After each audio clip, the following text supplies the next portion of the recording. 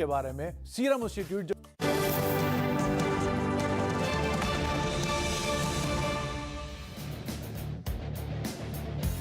बाजार में कंसोलिडेशन का मूड कायम, 17,000 के आसपास टिकने की कोशिश में है निफ्टी बैंक में कमजोरी कायम, मिड कैप का परफॉर्मेंस बेहतर। फार्मा शेयरों में जोरदार एक्शन, निफ्टी फार्मा इंडेक्स में लगातार पांचवें दिन रौनक। एफएनओ के टॉप गेनर्स में 5 में से 4 फार्मा सेक्टर की।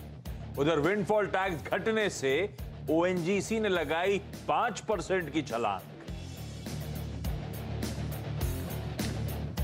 बेहतर बिक्री आंकड़ों के बावजूद रफ्तार नहीं पकड़ रहे ऑटो शेयर, करीब 3% फिसला मारुति और टीवीएस। आयशा मोटर्स में करीब 5% ज्यादा की गिरावट। मेटल शेयरों में तगड़ी मुनाफा वसूली, 1% से ज्यादा गिरा निफ्टी मेटल इंडेक्स। नाल्को में सबसे ज्यादा 3% की गिरावट। हिंडाल्को, जेएसडब्ल्यू स्टील और हिंदुस्तान कॉपर भी 1 से 2% फिसले। और वायुसेना को मिली नई ताकत, देश का पहला स्वदेशी लाइट कॉम्बैट हेलीकॉप्टर प्रचंड वायुसेना में हुआ शामिल। रात में भी हमला बोलने की मिलेगी शक्ति, रक्षा मंत्री राजनाथ सिंह ने भी की एलसीएच की सवारी। आएंगे इस आखिरी हेडलाइन पे हिंदुस्तान एरोनॉटिक्स के उस बढ़िया से लाइट कॉम्बैक्ट एयरक्राफ्ट पे भी डिटेल में चर्चा करेंगे इस कार्यक्रम के दौरान। देखने लायक विजुअल्स हैं ये, मेरे ख्याल से तब के लिए हुए हैं जब नहीं राजनाथ सिंह साहब गए थे, तब का है विजुअल। हाँ, उन्होंने अभी एक सॉर्टी भी करी है, थोड़ी देर पहले ही वो कंप्लीट करी सॉर्टी। बढ़िया लग रहा है हमारा इंडिजिनसली हमारे घर पे मैन्युफैक्चर्ड ये कॉम्बैट हेलीकॉप्टर। खैर ये सब बातें आगे। आपका कमाई के अड्डे में स्वागत है। मंडे का दिन, आखिरी का 1.5 घंटा कैसे हो कमाई, उस पर होना है डिटेल में फोकस। अपफ्रंट स्क्रीन्स पे आ जाएंगे जो तमाम एक्सपर्ट्स जुड़ने वाले हैं आज। मैं उनके इंडिविजुअली नाम नहीं ले रहा हूं, सीनबी सेवाज का बढ़िया पैनल रेडी होगा, उनसे बस कुछ ही देर में हम लोग चर्चा की शुरुआत करेंगे। पहले बाजार आपकी स्क्रीन्स पर ठीक ठाक है, दबाव रह के आ रहा है, ऊपरी स्तरों पर टिक नहीं पा रहे हैं आज के मार्केट्स। हम खुले थे बेहतर नोट पे, जब हम लोग सुबह 9:15 पे स्क्रीन्स पे गए थे, 9:30 तक बढ़िया था बाजार।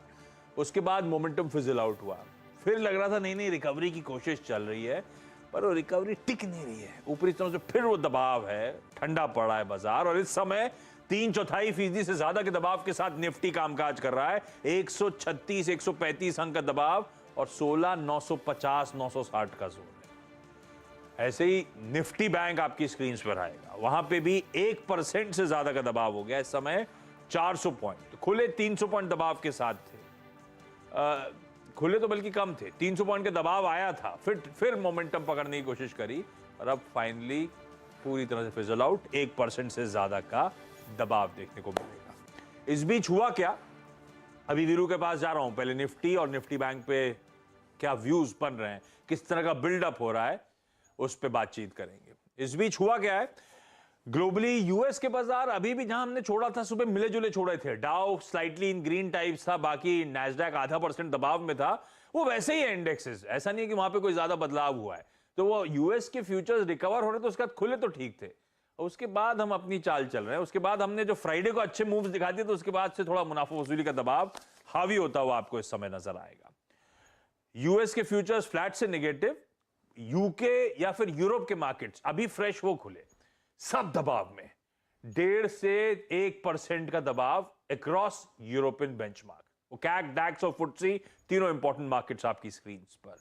क्रेडिट स्विस में जो कामकाज की शुरुआत हुई, जिसपे सुबह हम लोग बहुत चर्चा कर रहे थे, 10% का कट, और वो पिटा हुआ स्टॉक 10%, वो डर डिफॉल्ट्स का, डर क्रेडिट स्विस के लड़खड़ाने का, वो पूरी तरह से एविडेंट पूरे यूरोप के मार्केट्स में क्लियरली नजर आएगा।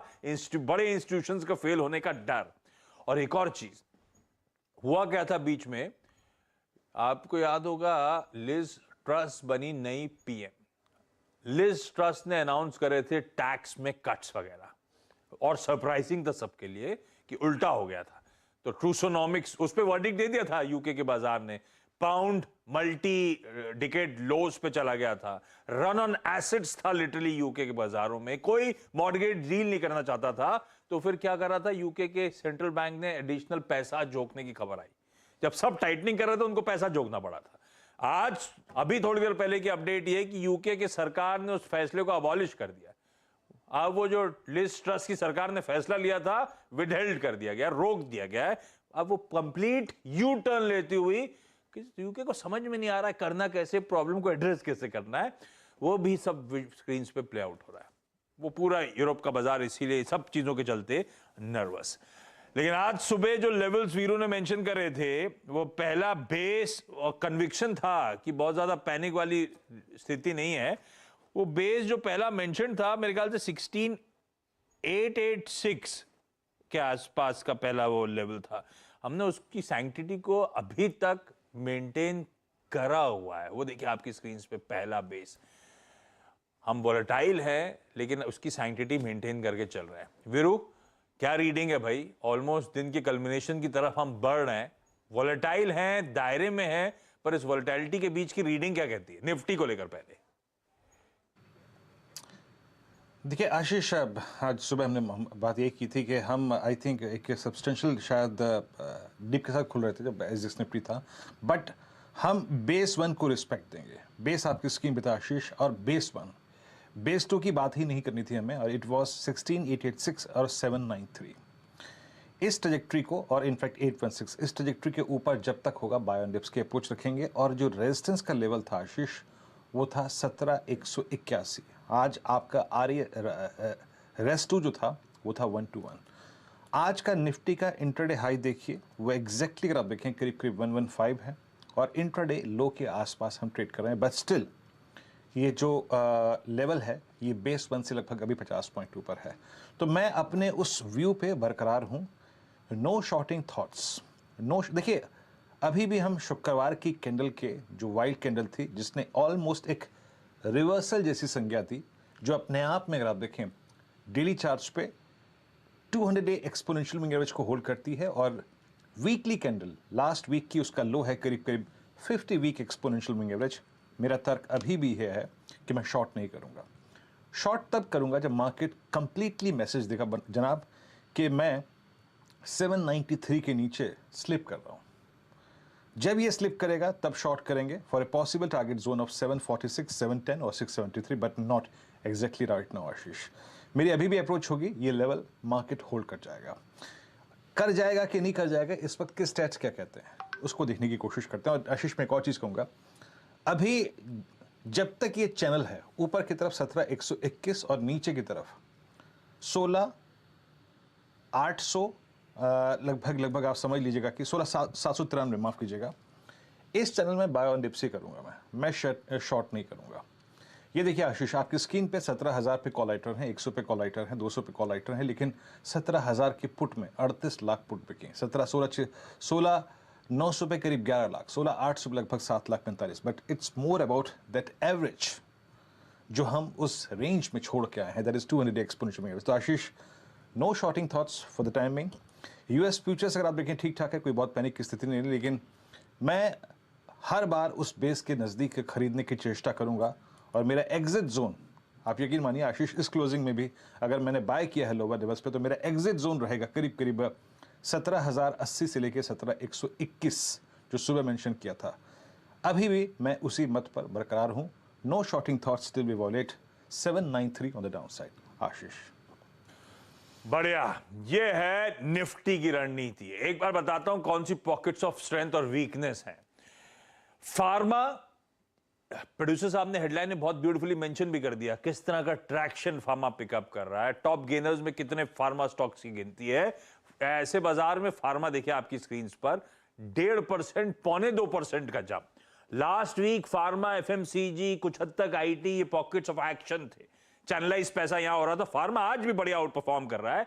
और ऑयल एंड गैस, वो सुबह मेंशन तमाम डेवलपमेंट्स के चलते, कोई ओएनजीसी के थ्रू समझ लीजिए कि आप बढ़िया move oil and gas space enjoy कर रही है। दबाव है मेटल्स में, ऑटोज में, एफएमसीजी में, बैंक्स में। बैंक्स की तो अभी अलग से चर्चा भी करेंगे। बैंक्स अच्छे खासे प्रेशर में। ऑयल एंड गैस कुछ हद तक अपना मोमेंटम स्टीम अब इस समय लूज आउट करता हुआ आपको नजर आएगा। एक बार निफ्टी की कंट्रीब्यूशन प्लेट रख दीजिए, स्क्रीन पर आएगी। निफ्टी में इस समय वो प्राइवेट बैंकिंग मेजर्स, कोई आईसीआईसीआई, कोटक, कोई एचडीएफसी बैंक, ये हैं वो पॉकेट्स जो तगड़ा दबाव बनाने का काम कर रही है। इसमें जोड़ दीजिए, आपकी स्क्रीन पर आईटीसी आ रहा है, आईटीसी, एचयूएल, कोई मारुति, कोई इंफोसिस, इस तरह के स्टॉक्स हैं जो इस समय दबाव बनाते हुए नजर आ रहे हैं। लेकिन वीरू, निफ्टी बैंक ने भी आज, मैं लिख के लाता हूं हमेशा, 38,080, वो बैंड जो था पहले बेस का, उसका टॉप एंड था 3880 के लेवल, 38,080।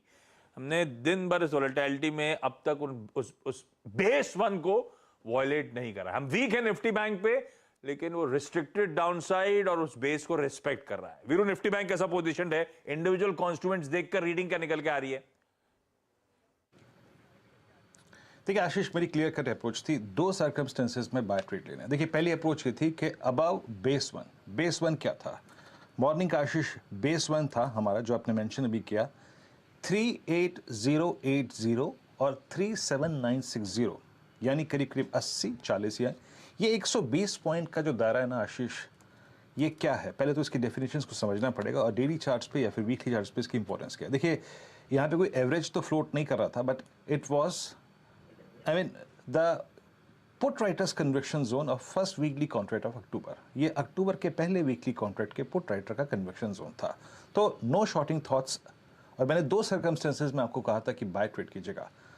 या तो हम 15 मिनट कैंडल्स पे, 5-5 मिनट की 3 कैंडल्स पे सस्टेन कर जाएं अबव 38510, जो कि नहीं हुआ। हालांकि गया था उसके ऊपर, लेकिन सस्टेन बहुत टाइम स्पेंड नहीं कर पाया आशीष। या फिर आपको बेस वन के नज़दीक मिला हो तो बाय कीजिएगा। और आशीष आप यकीन मानिए, बेस वन से पुल बैक आया है इस वक्त का। देखिए आशीष, एक यहाँ पे डिस्कशन हो रहा था और इनफैक्ट कई बार इस शब्द का इस्तेमाल किया गया कि बैंक निफ्टी ज़्यादा गिर रहा है। मेरे हिसाब से दरअसल शुक्रवार को ये चल बहुत गया था और इसीलिए उसको थोड़ा सा हजम करने में परेशानी हो रही है। अदरवाइज अगर आप कैंडल टू कैंडल कंपैरिजन करें तो शायद ये डैमेज इतना नहीं है, इतना डैमेज नहीं है ये। इस वक्त का डेटा क्या कहता है उसको देखने की कोशिश करते हैं आशीष। और अगर आप इस वक्त का डेटा देखें तो 38,000 यानी 38,000 की पुट्स पे आपको अभी भी कन्विक्शन के साथ पुट राइटर नजर आएंगे। लेके आइए जरा 3 पुट्स और 3 कॉल्स और उनके कन्विक्शंस को दिखाइए। आशीष जरा देखिए आपकी स्क्रीन पे, सबसे बीच वाले में, रेड वाले पोर्शन में, इट इज 38,000, जहां पे सबसे स्ट्रॉन्ग पुट राइटिंग हुई है। 23 लाख का आउटस्टैंडिंग हुआ है और एक सप्लाई जोन है 38,500। तो मेरा अभी भी व्यू है, no shorting thoughts till we violate base one. 38,080 के आसपास जब भी आए बाय कीजिएगा। एग्जिट जोन आप बना के चल सकते हैं इस कॉल राइटिंग के स्टेट्स के मुताबिक 38,450 यानी 450 के आसपास निकल सकते हैं। लेकिन फॉर्मूला अगला बाइंग का यही रहेगा, if sustains above 510 for 15 minutes bye it. Again अगर आप नहीं है तो अभी बाय नहीं किया है तो तब भी बाय कर सकते हैं। लेकिन आशीष, बेस वन दोनों ही इंडिसेस में जब तक है, मेरे शॉर्टिंग के थॉट्स नहीं है आशीष। ब्यूटीफुल, ठीक है। शॉर्टिंग के थॉट्स जब तक बेस वन बढ़िया तरीके से प्रोड्यूसर साहब ने स्क्रीन पे लगातार हाईलाइट कर रखा है, जब तक वो इंटैक्ट है। ये बात सुबह भी हुई थी, जब तक वो इंटैक्ट है कोई घबराने की जरूरत नहीं है, सेलिंग नहीं करनी इस बाजार में, कोई शॉर्टिंग के थॉट्स नहीं लाने। अच्छा देखें अब जरा प्रोड्यूसर साहब जो ट्रेंडिंग स्टॉक्स लेकर आए, उसके बाद सीएनबीसी आवाज के पैनल से बातचीत की शुरुआत करेंगे। इस समय के ट्रेंडिंग स्टॉक्स वो बुलिश और बेरिश दोनों आपकी स्क्रीन पर आएंगे। और ये आप कुछ कह रहे हो डॉक्टर साहब? ओके, पहले देखिए जरा गिरावट वाले स्टॉक्स जो है, मंदी के ट्रेंडिंग स्टॉक्स। अदानी ग्रुप की कई सारी पॉकेट्स आज खासी weak. Adani enterprises 6.25% knock off करके इस समय ट्रेड करता हुआ। आइशर मोटर्स अपने बिक्री के आंकड़ों के बाद एक शार्प रिएक्शन, 5% का दबाव। इनफैक्ट मारुति 3% के आसपास की कमजोरी और लाइकवाइज ऑटोज का रब ऑफ एंसिलरी स्पेस पे जाता हुआ। अपोलो टायर्स में भी आज ऑलमोस्ट 4-5% की कमजोरी। इन स्टॉक पे कोशिश करूंगा आगे इसी पैनल से बातचीत भी करी जाए। तेजी कहां पर है? ओएनजीसी दरअसल दो डेवलपमेंट। ओएनजीसी का रब ऑफ ऑयल इंडिया भी है। रब ऑफ क्या, उसके लिए भी सिमिलर पॉजिटिव्स हैं। वो विंडफॉल टैक्स का रिडक्शन होना, गैस प्राइसेस 40% बढ़ा देना, इस सबका इंपैक्ट ये है। और ऊपर से ओपेक की 5 तारीख को बैठक, वेडनेसडे, जब हम लोग दशहरा बना रहे होंगे, सेलिब्रेट कर रहे होंगे, ओपेक की मीट चल रही होगी और शायद एक प्रोडक्शन कट आएगा, कच्चे तेल में उछाल, ये सब चीजें पॉजिटिव बन रही हैं ओएनजीसी के लिए। फार्मास्यूटिकल्स तो आज आउट परफॉर्मिंग पॉकेट है। तीनों बाकी की तेजी के स्टॉक्स प्रोड्यूसर साहब ने रख दिए फार्मास्यूटिकल्स के।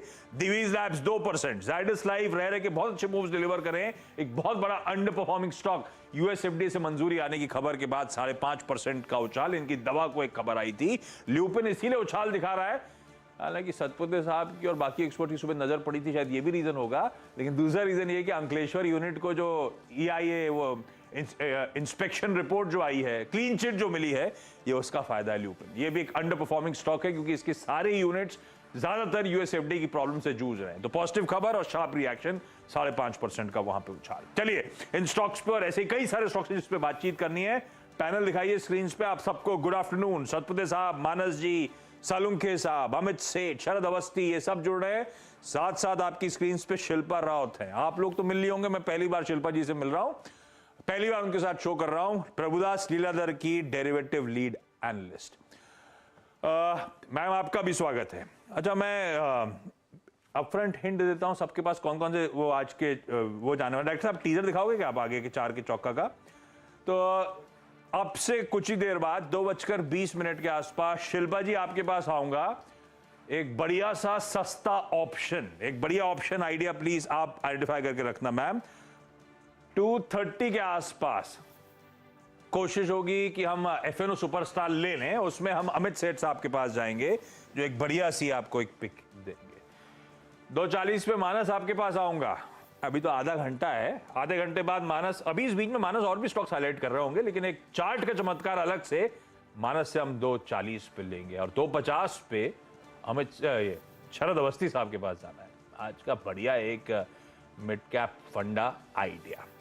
लेकिन इस समय शुरुआत कर रहा हूं अभी के टॉप कॉल्स की। सतपुते साहब, क्या रडार पे? आज सुबह फार्मा आइडियाज तो बढ़िया चले, आपका कन्विक्शन उस प्लेस पे था, सारे पिक्स फार्मा के आए और अच्छा मूव उस सेक्टर ने डिलीवर करा है। अब कहां नजर है? Thank you Ashish ji, good afternoon everyone. Ashish ji देखिए, लुपिन तो अभी भी रडार पे है। मेरे हिसाब से इसका एक टारगेट और एक थोड़ा सा अपग्रेड करता हूँ, वो रहेगा 735 टू 740। ये प्रोबेबली आज नहीं तो कल आना चाहिए। सो लुपिन अभी भी होल्ड साइड का ही ट्रेड रहेगा 710 के स्टॉप लॉस के साथ। लेकिन आशीष जी, जिस तरह से थोड़ा सा मूड माहौल मंदी की तरफ बढ़ रहा है, तो थोड़ा सा मैं खुद को भी हेज करना चाहूंगा। तो यहाँ पे मैंने एक ब्रेकडाउन पकड़ा है, वो है ICICI GI जनरल इंश्योरेंस। 1140 का एक इंपॉर्टेंट सपोर्ट था। आप कह सकते हैं कि पिछले 5 महीने का जो बेस था उसने अभी वायोलेट किया है और 1140 के नीचे एक खिसका है। तो डेफिनेटली ये इसका जो लोअर लो है 1100 का, तो 1100 से लेके 1090 ये ICICI GI का सेल का टारगेट है। स्टॉप लॉस मेंटेन करना है 1150। प्रेशर क्या माउंट हो रहा है? ICICI लोम्बार्ड जनरल इंश्योरेंस है सतपुते साहब का इस समय का सेल आइडिया। निफ्टी की वीकनेस थोड़ी सी और बढ़ चली है, 130 अंक नीचे। अभी वीरू से बातचीत करने से पहले मैंने निफ्टी का चेक लिया था, वो अब 155 अंकों का दबाव हो गया है। थोड़ा सा प्रेशर माउंट हो रहा है, नजर पर रखेंगे बाजार को। ब्रेथ डिटोरिएट हो चुकी है, 3:4 का रेशियो डिक्लाइंस के फेवर में अब वो रेशियो स्क्यूड होता हुआ। मानस, गुड आफ्टरनून। मानस, इस समय रडार पे क्या? गुड आफ्टरनून आशीष जी। तो देखिए, नॉन एफएनओ क्षेत्र से कुछ स्टॉक मैंने चूज किए हैं, क्योंकि अगर एफएनओ में देखिए तो आपको फार्मा स्टॉक्स की तो बिल्कुल झड़ी लगी हुई है और वो ऑलरेडी रिकमेंड किए हुए हैं और शॉर्ट करने का भी आइडिया नहीं है। तो फिर नॉन एफएनओ स्पेस से रेडिको पे ध्यान देना चाहिए। देखिए, रेडिको करेक्ट हो गया, मेरे ख्याल से अभी 50 डे मूविंग एवरेज पे 4-5 दिनों से सपोर्ट ले रहा था। आज रेडिको ने एक ब्रेकआउट दिया, 20 डे मूविंग एवरेज के ऊपर निकला, बेहतर वॉल्यूम देखने को मिल रहा है। तो रेडिको में खरीदारी करने की राय रहेगी। 1060 के स्टॉप लॉस रहेंगे और ऊपर की तरफ 1125 तक के भाव आप देख सकते हैं। रेडिको रडार पे आ रहा है, बहुत बढ़िया मूव। मानस, 9 दिन फास्ट रखते हो आप क्या? नहीं पास नहीं पास नहीं, आज मेरा पास बिल्कुल है, लेकिन नवरात्र खत्म हो रहे हैं तो शायद चलना चाहिए स्टॉक। ठीक है भाई, तो मतलब पेंटअप डिमांड आएगी वीरू, ऐसा मानना है मानस का? पेंटअप डिमांड पे मानस फोकस करते हुए। ओके, 1084। हाँ, चार्ट के लिए लग रहा है कि ये इंतजार ही कर रहा है। अगर आप देखें स्टॉक नवरात्र के खत्म होने का, it's 1085 at day high trajectory. और इनफैक्ट कुछ देर में कंपैरिजन करेंगे इसका versus rest of liquid space में। रिलायंस इस बीच हल्का सा स्लिप हुआ है, तो थोड़ा सा निफ्टी पे प्रेशर है। बट एक काम करते हैं, यहाँ पर अमित सेठ जी से उनका ट्रेड लेते हैं। और अमित नमस्कार, आपका कन्विक्शन ट्रेड क्या है 2 बजे का? Good afternoon Virendra ji, good afternoon Ashish ji, good afternoon everyone. Hi, sir. Ashish ji, इसमें मेरा कन्विक्शन ट्रेड रहेगा एक short call on HDFC life. HDFC life में हमने कंटिन्यूअस डाउन ट्रेंड देखा था। Stock is trading below all the short term moving and long term moving averages. इसमें एक पुल बैक आया था जो कि अपना 10 डेमा भी क्रॉस नहीं कर सका और कल के कैंडल के लो के नीचे हम चले गए हैं। फ्यूचर्स में इसका करंटली प्राइस है लगभग 522 का। शॉर्ट की रिकमेंडेशन है 530 का स्टॉप लॉस रहेगा और टारगेट्स रहेंगे 510 से लेके 505 के। जैम, जब जिंदगी में परेशानी होती है, दिक्कत का सबब होता है ना कुछ, तो आदमी जाता है इंश्योरेंस लेने के लिए। और यहाँ पे दिक्कत शुरू होने से पहले हमारे दो विशेषज्ञों ने इंश्योरेंस उठा के बेच दिया। एचडीएफसी लाइफ और आईसीआईसीआई जीआई दोनों ही अगर आप देखें सेल कॉल हैं राजेश जी के और अमित जी के। शरद जी नमस्कार, कार्यक्रम में स्वागत है आपका। आज दर्द थोड़ा इंडिसीज में है तो दवा अगर आप देखें सुकून दे रही है। इट्स फार्मा फार्मा फार्मा, हर तरफ फार्मा। आपकी अप्रोच क्या पिक कर रहे हैं आप 2 बजे के लिए? मुझे लगता है बजाज ऑटो में काफी डिसेंट करेक्शन आ गई है और हिस्टोरिकली जो मल्टीपल्स मिलते थे उस पर भी डिस्काउंट में है। और एक्सपोर्ट वाली प्रॉब्लम जैसे जैसे लॉजिस्टिक इश्यूज वगैरह नॉर्मलाइज होते हैं, मुझे लगता है अगले 2 क्वार्टर्स में वहां पे भी इंप्रूवमेंट आनी चाहिए। प्लस फेस्टिव डिमांड में काफी रोबस्ट रिक्वायरमेंट रहनी चाहिए और रूरल इंडिया से भी डिमांड में काफी बढ़िया पिकअप आना चाहिए। तो बजाज ऑटो इन लेवल्स पे मुझे लगता है काफी डिसेंट बेट है। 230 रुपए की हम फॉरवर्ड अर्निंग्स एक्सपेक्ट कर रहे हैं FY24 में, तो हमें लगता है 4,500 4,500 तक के टारगेट्स के लिए बजाज ऑटो एक बहुत डिसेंट बेट है। ये वो इसके आंकड़ों में दिक्कत थी, इसीलिए आज ठंडा पड़ गया था जब आंकड़े आए थे सुबह। शरद जी, वो एक्सपोर्ट वाला मामला तो पूरा गड़बड़ा गया है, उससे डर नहीं लग रहा क्या? नहीं, देखिए कुछ तो लॉजिस्टिक इश्यूज भी थी और Okay. कुछ जो रीजन्स में ये काम करते हैं वहां भी प्रॉब्लम थी, बट मुझे ऐसा लगता है कि ग्लोबली भी जो एनवायरनमेंट है और सेंटिमेंट है उसमें काफी बढ़िया सुधार आपको अगले 6 से 8 महीने में देखने मिलना चाहिए। तो इसलिए मेरा मानना है कि वहां पे भी डिमांड वापस रिवर्स होनी चाहिए। ठीक है, कन्विक्शन है। मैंने ऐसे क्रॉस चेक कर लूं तो ठीक है, वो कन्विक्शन जस का तस बना हुआ है। 4500 के टारगेट्स के साथ बजाज ऑटो 3500 के लेवल्स पे एक अट्रैक्टिव बेट। बाकी सारे ट्रेड्स आज स्पेसिफिक थे, ये यहां एक्यूमुलेट कर लीजिए। इवेंचुअली अच्छी मजबूती, अच्छे रिटर्न शायद ये स्टॉक डिलीवर कर दे। शिल्पा जी हाय, मैं आशीष। जी आशीष जी नमस्ते। नमस्ते मैम। आपका कोई टॉप कॉल इस समय का प्रेफर्ड ट्रेड?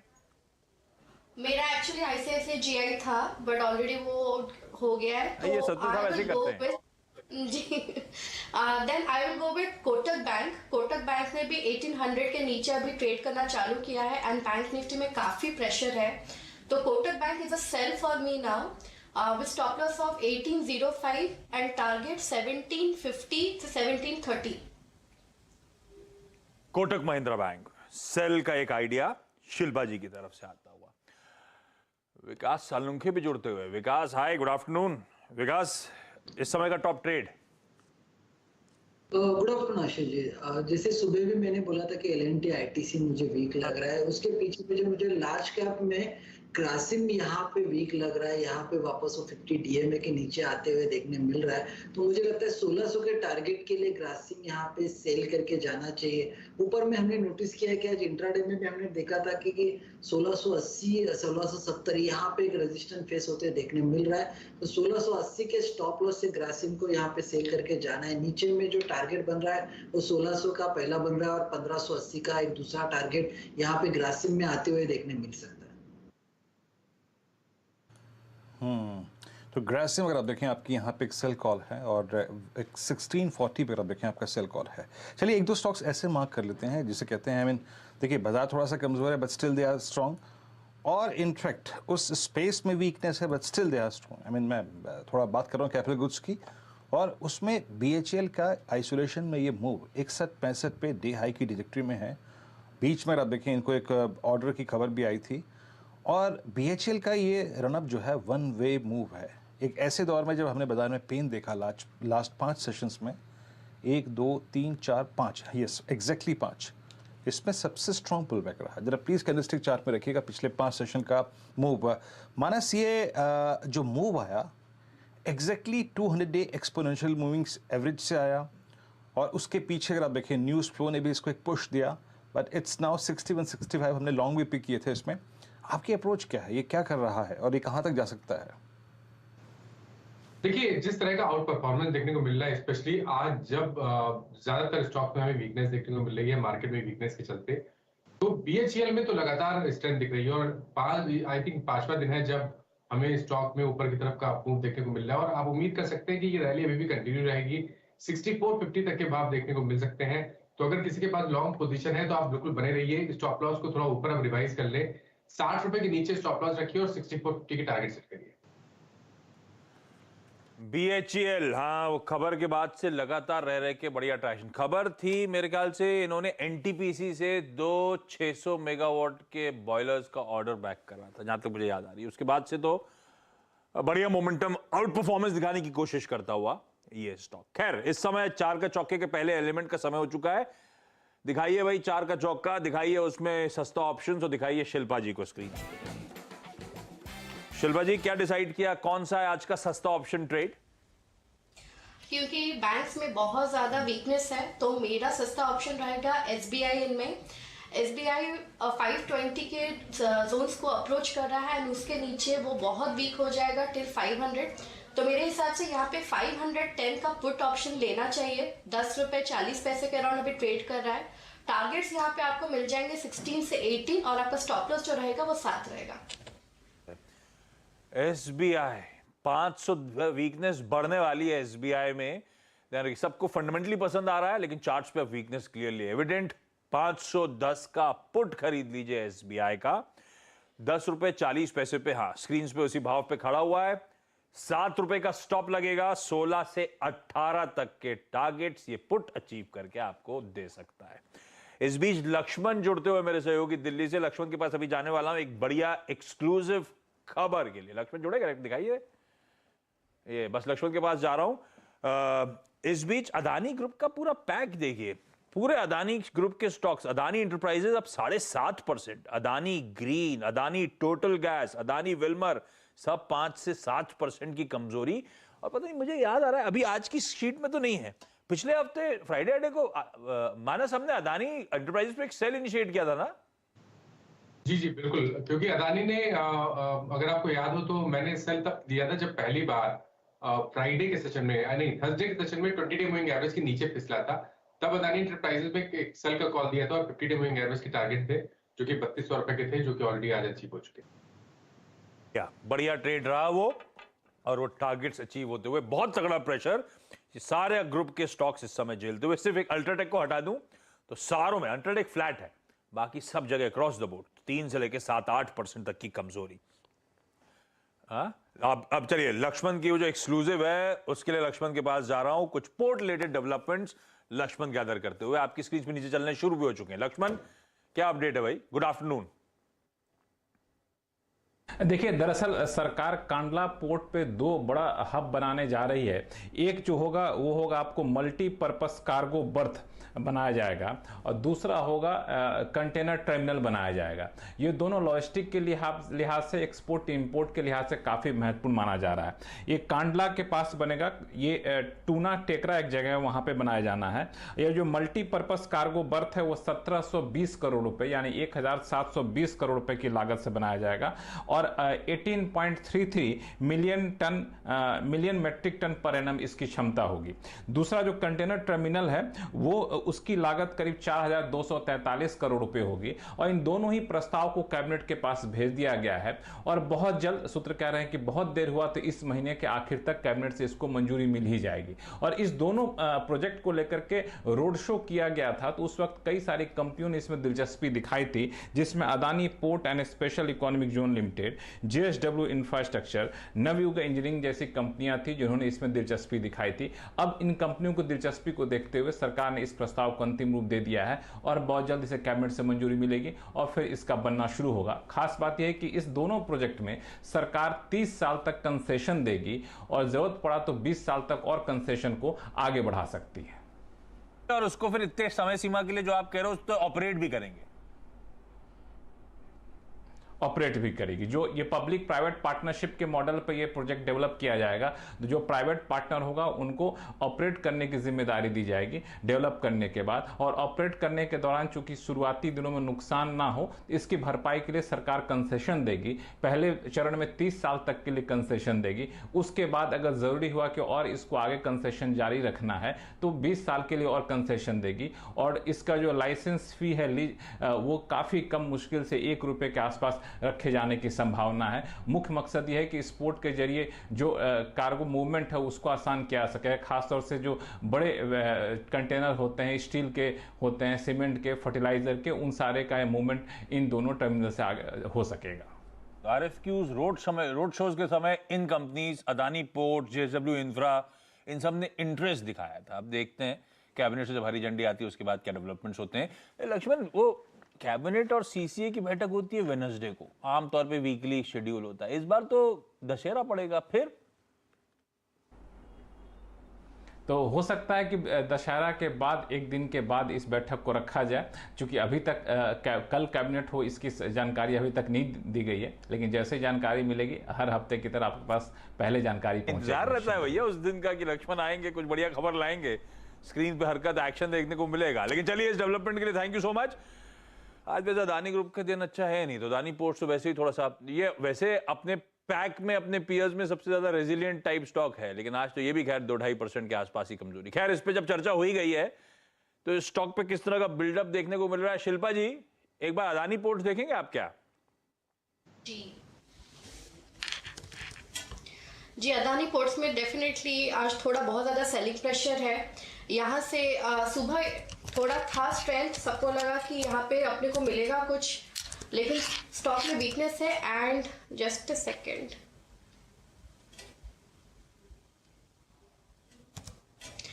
हाँ, तो ये 800 के नीचे बहुत वीक है और 780 पे इसका सपोर्ट था, जहां पे उसने लिया हुआ है 788 का लो लेके, बट स्टिल 820 पे इमीडिएट रेजिस्टेंस वापस मिलेगा। तो अभी के लिए रेंज बाउंड है, नो ट्रेड जोन, लेकिन 780 अगर वायलेट करता है then targets of 740 to 725 immediate basis में मिलेंगे।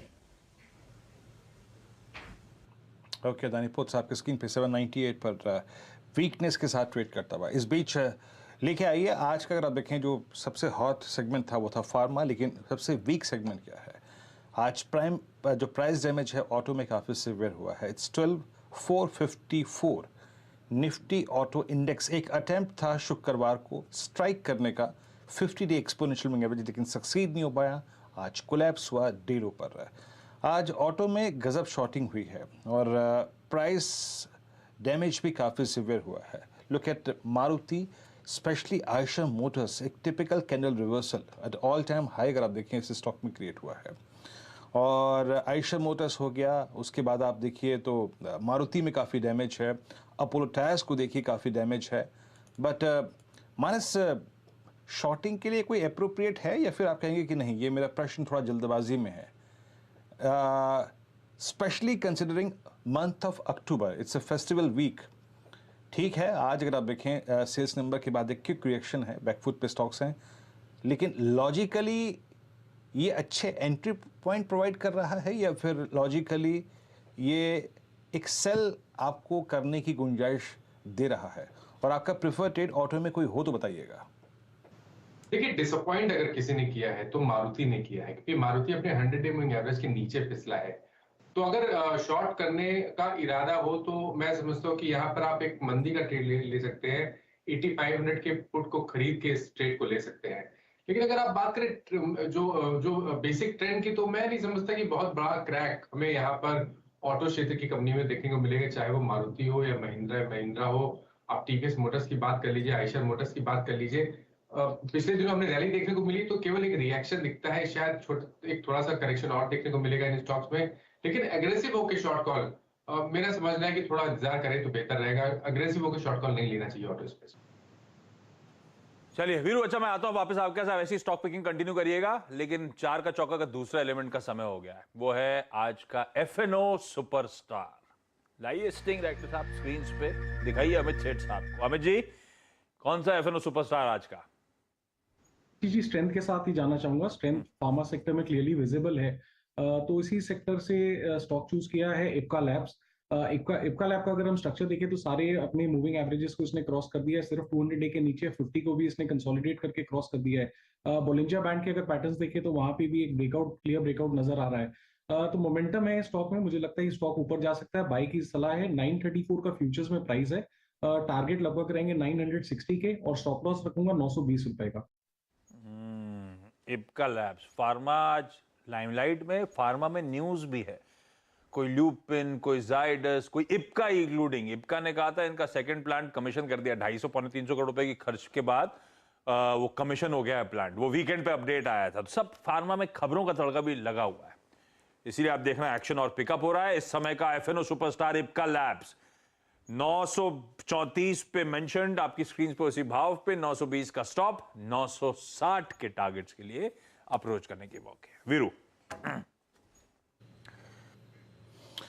जी हाँ, आपकी स्क्रीन पर आप देखें इप्का लैब, अमित जी का यहाँ पे फार्मा में पिक। इस बीच अगर आप देखें निफ्टी स्लिप्स फर्दर लगभग 16,914 के जोन पे और 38,117 निफ्टी बैंक आके ट्रेड करता हुआ। अच्छा, कुछ देर पहले रेडिको की बात हुई थी तो मैंने कहा था कि भाई मैं एक बार मैकडोनल्ड्स को भी देखेंगे कि एग्जैक्टली ये स्टॉक क्या कर रहा है। 831 इसमें वो स्विंग नहीं है।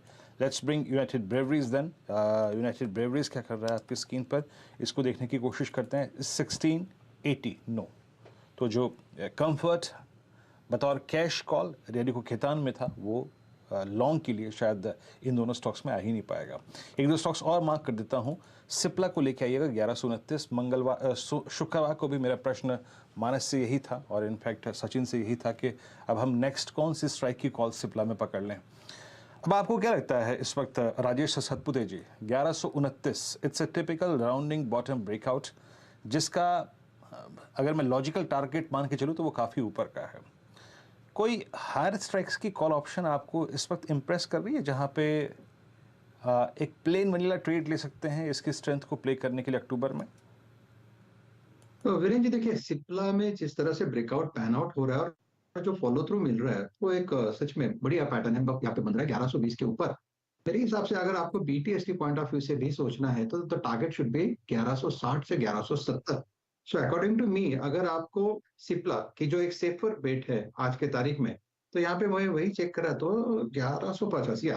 1150 का अगर कॉल ऑप्शन लेके जाए तो ये 28 रुपए के आसपास फिलहाल मिल रहा है। हमारा जो स्टॉप लॉस होगा वो ऑब्वियसली 20 के नीचे होगा, यानी डेज लो के नीचे होगा। टारगेट सेट करें आप 45 टू 50 का। सो 1150 का सिप्ला का call option could be a good buy. 1150 का अगर आप देखें इस कॉल पे नज़र रखिएगा। आज बाजार खुलते साथ हमने ल्यूपिन और विंडो फार्मा, ग्लेनमार्क सब पे फोकस करना शुरू किया था, लेकिन सिप्ला नाउ कहाँ पर है? और जनाब 719.25 पे ये पहला ट्रेड था सचिन उत्तेकर जी का। 720 पे आके ट्रेड करता हुआ। एक चीज़ याद रखिएगा, ल्यूपिन का जो 200 डे एक्सपोनेंशियल मूविंग एवरेज है वो प्लेस्ड है 733 रुपये पे। और आशीष जानते हैं ल्यूपिन अगर 200 डे को छूता है तो अगस्त 2021 के बाद it will reach 200 day exponential moving average almost सवा साल के अंतराल के बाद छुएगा। जब फार्मा पूरे अगर आप देखें ड्रीम रन दे रहा था ना, पहला कोलैप्स लुपिन का वहीं पर आया था 1072 के आसपास और 720 पे। मारुति थोड़ा सा लोअर लेवल से पुल बैक लेके हायर ट्रैजेक्टरी मार्केट ट्रेड कर रहा है। थोड़ा शॉर्टिंग के कैंडिडेट्स के बारे में बात करते हैं। अब लेट्स ब्रिंग इंडिया सीमेंट्स। एक बार अमित जी जरा इंडिया सीमेंट्स को देखिएगा। अभी हमने अंबुजा सीमेंट्स को देखा, लास्ट वीक एक अच्छा पुल बैक लिया, उसके बाद सरेंडर किया। एक बार इंडिया सीमेंट्स को रीड कीजिएगा। कुछ देर में हम चर्चा शुरू भी करेंगे इस स्पेस पे। और आज सुबह आपको याद होगा यतीन जब बिग ब्रोकरेज रिपोर्ट्स की चर्चा कर रहे थे तो सीमेंट को एक प्रेफर्ड स्पेस माना गया था और बात यही थी कि इस इंडस्ट्री में कंसोलिडेशन संभव है और साथ ही साथ प्राइस हाइक्स हुए हैं अच्छे, अगर आप देखें जो सस्टेन भी कर रहे हैं। इंडिया सीमेंट में मान लीजिए शुक्रवार को मैं लॉन्ग था तो मेरी अप्रोच क्या होनी चाहिए? अभी भी 10 डेमा के ऊपर ट्रेड कर रहा है बट कोलैप्स कर रहा है थोड़ा सा। आपका व्यू इंडिया सीमेंट्स पे? जी वीरेंद्र जी, अगर कोई यहाँ पे लॉन्ग है, परसों के 3-4 दिन का अगर किसी ने पुल बैक खेला है तो मेरी सलाह यही कि इसमें से डेफिनेटली एग्जिट करना चाहिए। और जिस हिसाब से स्टॉक गिर रहे हैं, मैं ये कहना चाहूंगा अगर इसका 10 और 20 डेमा जो कि काफी स्क्वीज्ड है एक साथ, ये अगर लगभग जो कि आता है अराउंड 255 के आसपास, अगर 255 के नीचे ये स्लिप करता है तो इसमें एक रिन्यूड सेलिंग देख सकते हैं इमीडिएट शॉर्ट टर्म में, जो कि इसको 245 से 240 के लेवल्स तक लेके जा सकता है। तो कोई एग्जिस्टिंग लॉन्ग्स है तो एग्जिट कर जाइए, और 255 अगर ब्रेक होता है तो एक्सटेंडेड सेलिंग इसमें देखने को मिल सकती है।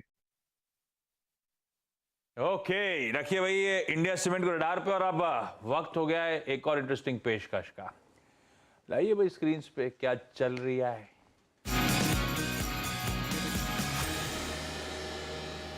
तो यतिन भी है स्टूडियोज में, और वैसे वीरू आज चल क्या रही है, आज तो उड़ रहा है।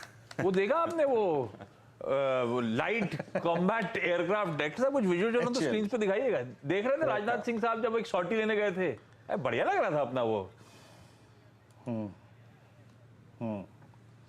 बिल्कुल बढ़िया लग रहा था। और मुझे मतलब आप यकीन मानिए आशीष, अब से कुछ वर्ष पहले भारत ने अमेरिका से अपाची को आयात किया था। 22 अपाची आए थे। उसके बाद दिली तमन्ना थी कि भारत का खुद भी अगर आप देखें एक लाइट कॉम्बैक्ट एयरक्राफ्ट हो, तो वो आज मुराद जो है ना वो आशीष पूरी होगी, यकीन मानिए। बहुत अगर आप देखें ये देखिए, ये राजनाथ सिंह जी अगर आप देखें इस वक्त इसकी बैक सीट पे सवार, अच्छे विजुअल्स थे, इंप्रेसिव थे आशीष। और मेरे ख्याल से ये बीच में मैंने पढ़ा था कि भारत जो है वो second tranche of Apache US से बोइंग से खरीदने की अपेक्षा कर रहा है। बट आई थिंक ये जो 15 जहाज आए हैं बेड़े में, वो मच रिक्वायर्ड जो ज़रूरत थी ना सेना की, उसको पूरा किया है इसने। नहीं बढ़िया है। ये आगे वाला पायलट चलाता है, पीछे वाला क्या करता है? सत्तू साहब को भी आइडिया है कुछ, पीछे वाला क्या करता है बैठे बैठे? पीछे वाला पीछे आशीष, पीछे वाला जो पायलट होता है पूरा नेविगेशंस प्लस अगर आप देखें आगे की चीज़ों को मॉनिटर करना और हिट करना, स्ट्राइक करना। ये जो आप देख रहे हैं ना आपकी स्क्रीन पर, जो ये आगे एक गोलाकार जो इसकी नोज पे वो लगा है ना, आई मीन राउंड सी अगर आप देखें एक कैमरा लगा हुआ था, मैंने देखा था। हाँ, वो ठीक पायलट का जो, हाँ वो ठीक जो पायलट का अगर आप देखें जो वो हेलमेट होता है ना, उसका कार्बन कॉपी होता है। जिस तरफ पायलट देखेगा वो उसी तरफ रोटेट होगा और वो चीज़ों को कैप्चर करेगा। आशीष गजब। ये कहानी आज हिंदुस्तान ये HAL ने बनाया भाई, कंप्लीटली इंडिजिनसली मैन्युफैक्चर। ये है मेक इन इंडिया का बढ़िया प्रमाण आपकी स्क्रीन्स पर।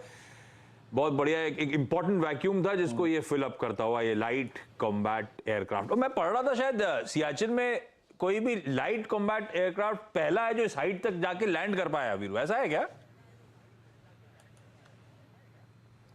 नहीं, इस बारे में मुझे आशीष जानकारी नहीं है। इससे तो मैं भी नहीं जाता क्योंकि मैंने भी ढंग से नहीं पढ़ा हुआ है। I take my words back। दूसरे एयरक्राफ्ट से लैंड कर पाते हैं। हाँ, सियाचिन में भी इसकी लैंडिंग का नहीं मालूम है। हाँ, क्योंकि लाइट कॉम्बैट एयरक्राफ्ट में कह रहा था, कॉम्बैट एयरक्राफ्ट में पहला है जो शायद वहां, लेकिन अब वो पता नहीं, जब क्लैरिफिकेशन नहीं तो छोड़ देते हैं उस पार्ट को। लेकिन ये आज तो क्या चल रहा है, मैं क्या उड़ रही है दिखाने का मन था। बढ़िया देखने लायक विजुअल्स थे वो, अच्छा लग रहा था ये हमारा लाइट कॉम्बैट एयरक्राफ्ट। HAL के स्टॉक पे एक व्यू ले लिया जाए। सत्यदेव साहब कहाँ हैं आप? किसी में देख रहा हूँ यहाँ पे सच में this is such a proud moment है ना आशीष जी, कि आज हमारा इंडिजिनियस हेलीकॉप्टर आज हवा में उड़ रहा है, और वो भी है at such A high altitude. कहीं ना कहीं लगता है कि क्या वाह, सिर्फ एक ही वर्ड है वाह।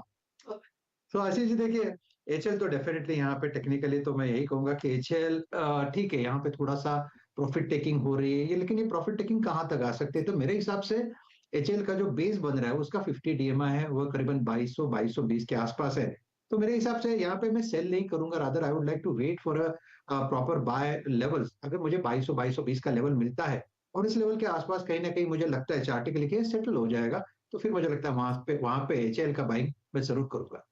में बाइंग 2220 के जोन्स पर आए तो दरअसल खरीदने के मौके ढूंढेगा इस समय HAL। बाकी प्रॉफिट टेकिंग नजर आ रही है। इनफैक्ट वो फ्राइडे का इस इवेंट से पहले का बढ़िया मूव काफी हद तक रिवर्स होता हुआ आज है।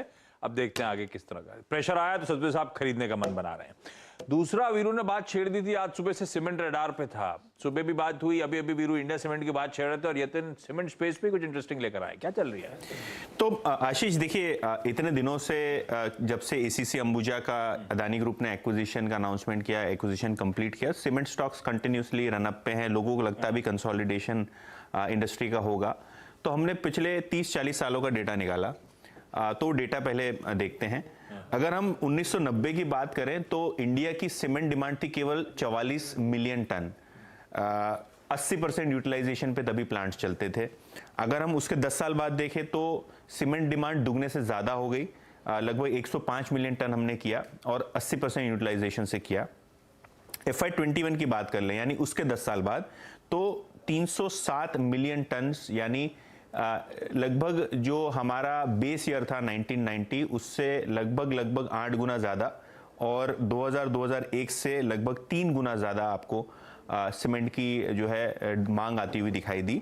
और अंदाज ये है FY22 एंड में आपको लगभग ये 370-400 मिलियन टन के आसपास की डिमांड आती हुई दिखाई देगी। ये डेटा क्यों रेलेवेंट है? क्योंकि जब हमने देखा है कि सीमेंट की यूटिलाइजेशन 70-80% से ज़्यादा हो जाती है, सीमेंट कंपनियां नए केपेक्स के अनाउंसमेंट करती है, नए एक्विजिशंस के अनाउंसमेंट करती है। अगर हम देखें पास्ट में जब ACC एसोसिएटेड सीमेंट कंपनी हुआ करता था, अंबुजा सीमेंट गुजरात अंबुजा हुआ करता था, उसके बाद फॉरेन प्लेयर्स की एंट्री हुई, काफ़ी सारे प्लेयर्स ने अपनी कैपेसिटीज़ डाली, नए प्लेयर्स आए। तो कहीं ना कहीं अगर हम सीमेंट कारोबार की बात करें तो जैसे ही वो 70-80% का यूटिलाइजेशन रेट हम हिट कर देते हैं सीमेंट की, तो कहीं ना कहीं वहाँ से आपको एक बड़ा अपटिक दिखता है कैपेसिटी एडिशन में। ये फिलिप कैपिटल की नोट से हमने डेटा कंपाइल किया है। तो कहने का बेसलाइन यही है कि पिछले 7-8 सालों में हमने कोई बड़ी कैपेसिटी ग्रीनफील्ड नहीं देखी है जो सीमेंट कंपनियों ने लगाई है। इनफैक्ट अगर हम जेपी एसोसिएट्स की बात करें, बिनानी सीमेंट की बात करें, अभी हाल ही में एबीजी सीमेंट के NCLT में जाने की खबरें हैं तो वहाँ भी बिडिंग होगी। तो कहीं ना कहीं जो पुरानी एसेट्स हैं उसका एक्विजिशन ही हुआ, कोई बड़ी कैपेसिटी ग्रीनफील्ड लोगों ने नहीं लगाई। तो आगे चलते हुए ऐसा लगता है कि ग्रीनफील्ड कैपेसिटीज लगेंगी, कंसोलिडेशन सेक्टर में होगा। ब्रॉडली अगर हम देखें दूसरा पॉइंट, जो डिमांड है वो हाउसिंग सेगमेंट से सबसे ज़्यादा आती है। लगभग 65% सीमेंट की डिमांड आपको हाउसिंग सेक्टर से आती हुई दिखाई देती है। बैलेंस जो 35% है उसमें से लगभग आधा कमर्शियल सेगमेंट में लगता है और आधा इंफ्रास्ट्रक्चर और रिटेल सेगमेंट में लगता है। तो अगर हम देखें तो हाउसिंग कभी भी जो है वो एक डिमांड ड्राइवर रहा है और जिस हिसाब से रियल एस्टेट आपको पिकअप होता है वो दिखाई दे रहा है। नए प्रोडक्ट लॉन्चेस, प्रोजेक्ट लॉन्चेस होते हुए दिखाई दे रहे हैं, खास करके दिल्ली NCR MMR यानी मुंबई मेट्रोपॉलिटन रीजन में, तो आपको कहीं ना कहीं वो एक फ्लिप देता हुआ दिखाई देगा। रीजनल प्लेयर्स जो है कंसोलिडेशन ड्राइव करेंगे, ऐसा ज़्यादातर ब्रोकरेजेस का मानना है। तो अगर हम देखें ABG सीमेंट, JP सीमेंट, तो इनकी एसेट्स अभी भी ब्लॉक पे हैं, शायद यहाँ आपको कोई ट्रांजैक्शन होता हुआ दिखाई दे और जो इनकम्बेंट प्लेयर्स हैं वो अपनी कैपेसिटी पिकअप करने में यहाँ जो है अपना जोर दिखाएं। दूसरा ऑब्वियसली थोड़े दिनों पहले मैंने स्टोरी की थी कि इंडिया सीमेंट अपना MP का जो सीमेंट प्रोजेक्ट है उसको मोनेटाइज करना चाह रहा है, तो कहीं ना कहीं वहाँ भी आपको ऐसे दिखेंगे प्लेयर जो अपने स्लम सेल करते हुए दिखाई देंगे, जिनको बेचना नहीं है, जो प्रमोटर्स को इंटरेस्ट नहीं है बेचने के लिए, लेकिन वो प्लांट स्पेसिफिक एक्शन जरूर दिखा सकते हैं।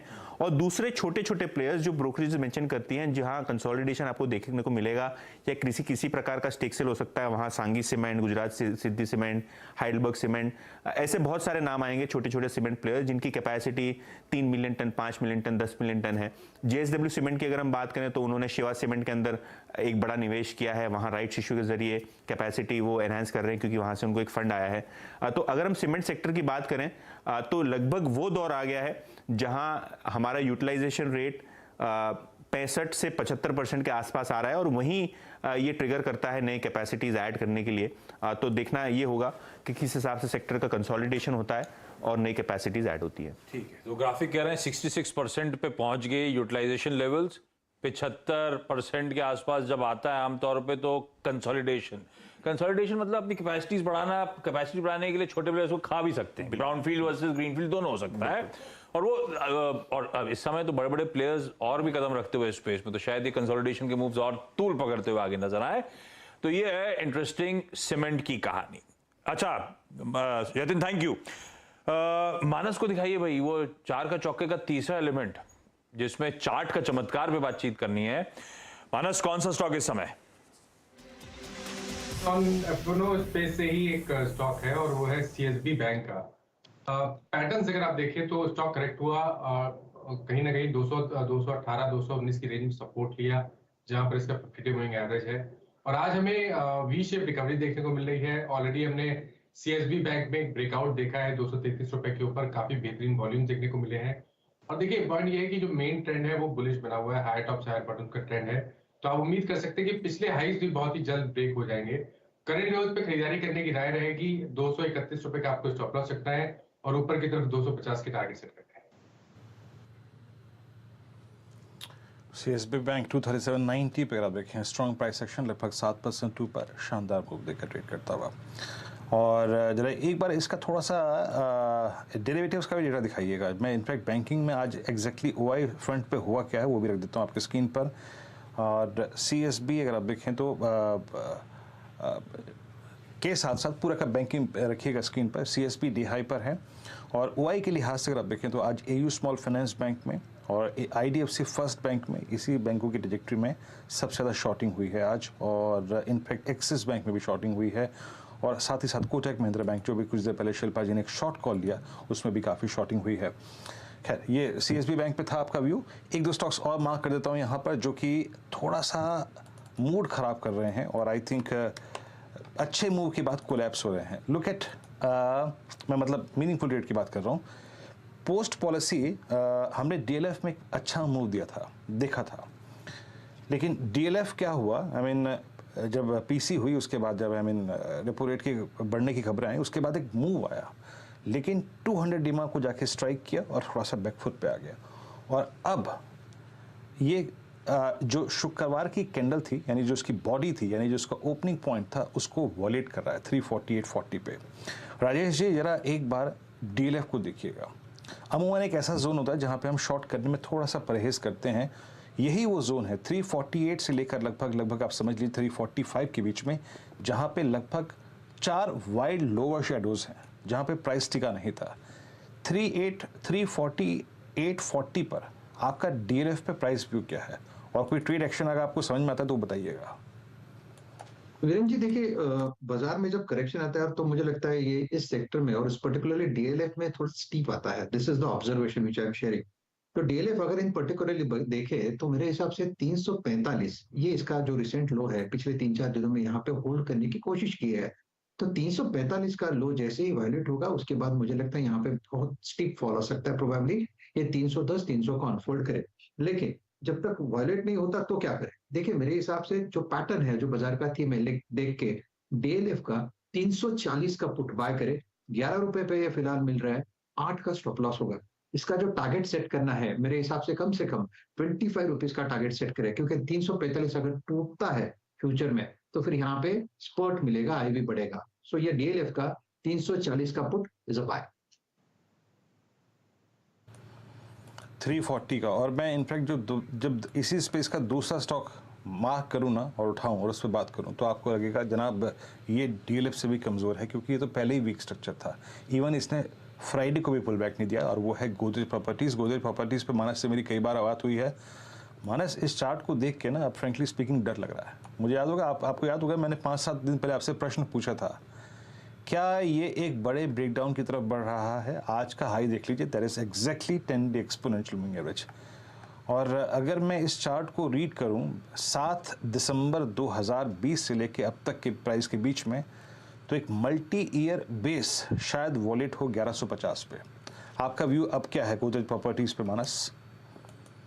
देखिए 1130 1125 के नीचे फिसलेगा तब तो आपको बिल्कुल एक डाउन साइड देखने को मिल जाएगा, जिसमें शायद वो क्रैक बड़ा भी हो सकता है। उसके इसमें 975 तक के स्तर भी देखने को मिल सकते हैं, तो बिल्कुल कॉशियस रहना चाहिए। देखिए यहाँ पर मेन ट्रेंड वीक है, क्योंकि अगर आप देखेंगे तो लोअर टॉप लोअर बॉटम बन रहे हैं। स्टॉक हायर लेवल पे 200 मूविंग एवरेज के ऊपर कभी सस्टेन नहीं हुआ, और जो जून में लोज बने थे और जो पिछले मंथ के लोज थे उसी लोज के आसपास स्टॉक आने की कोशिश कर रहा है। तो अगर ये एक बार 1130 1125 के नीचे निकलेगा तब आपको अपनी लॉन्ग पोजीशन से बिल्कुल निकलना पड़ेगा।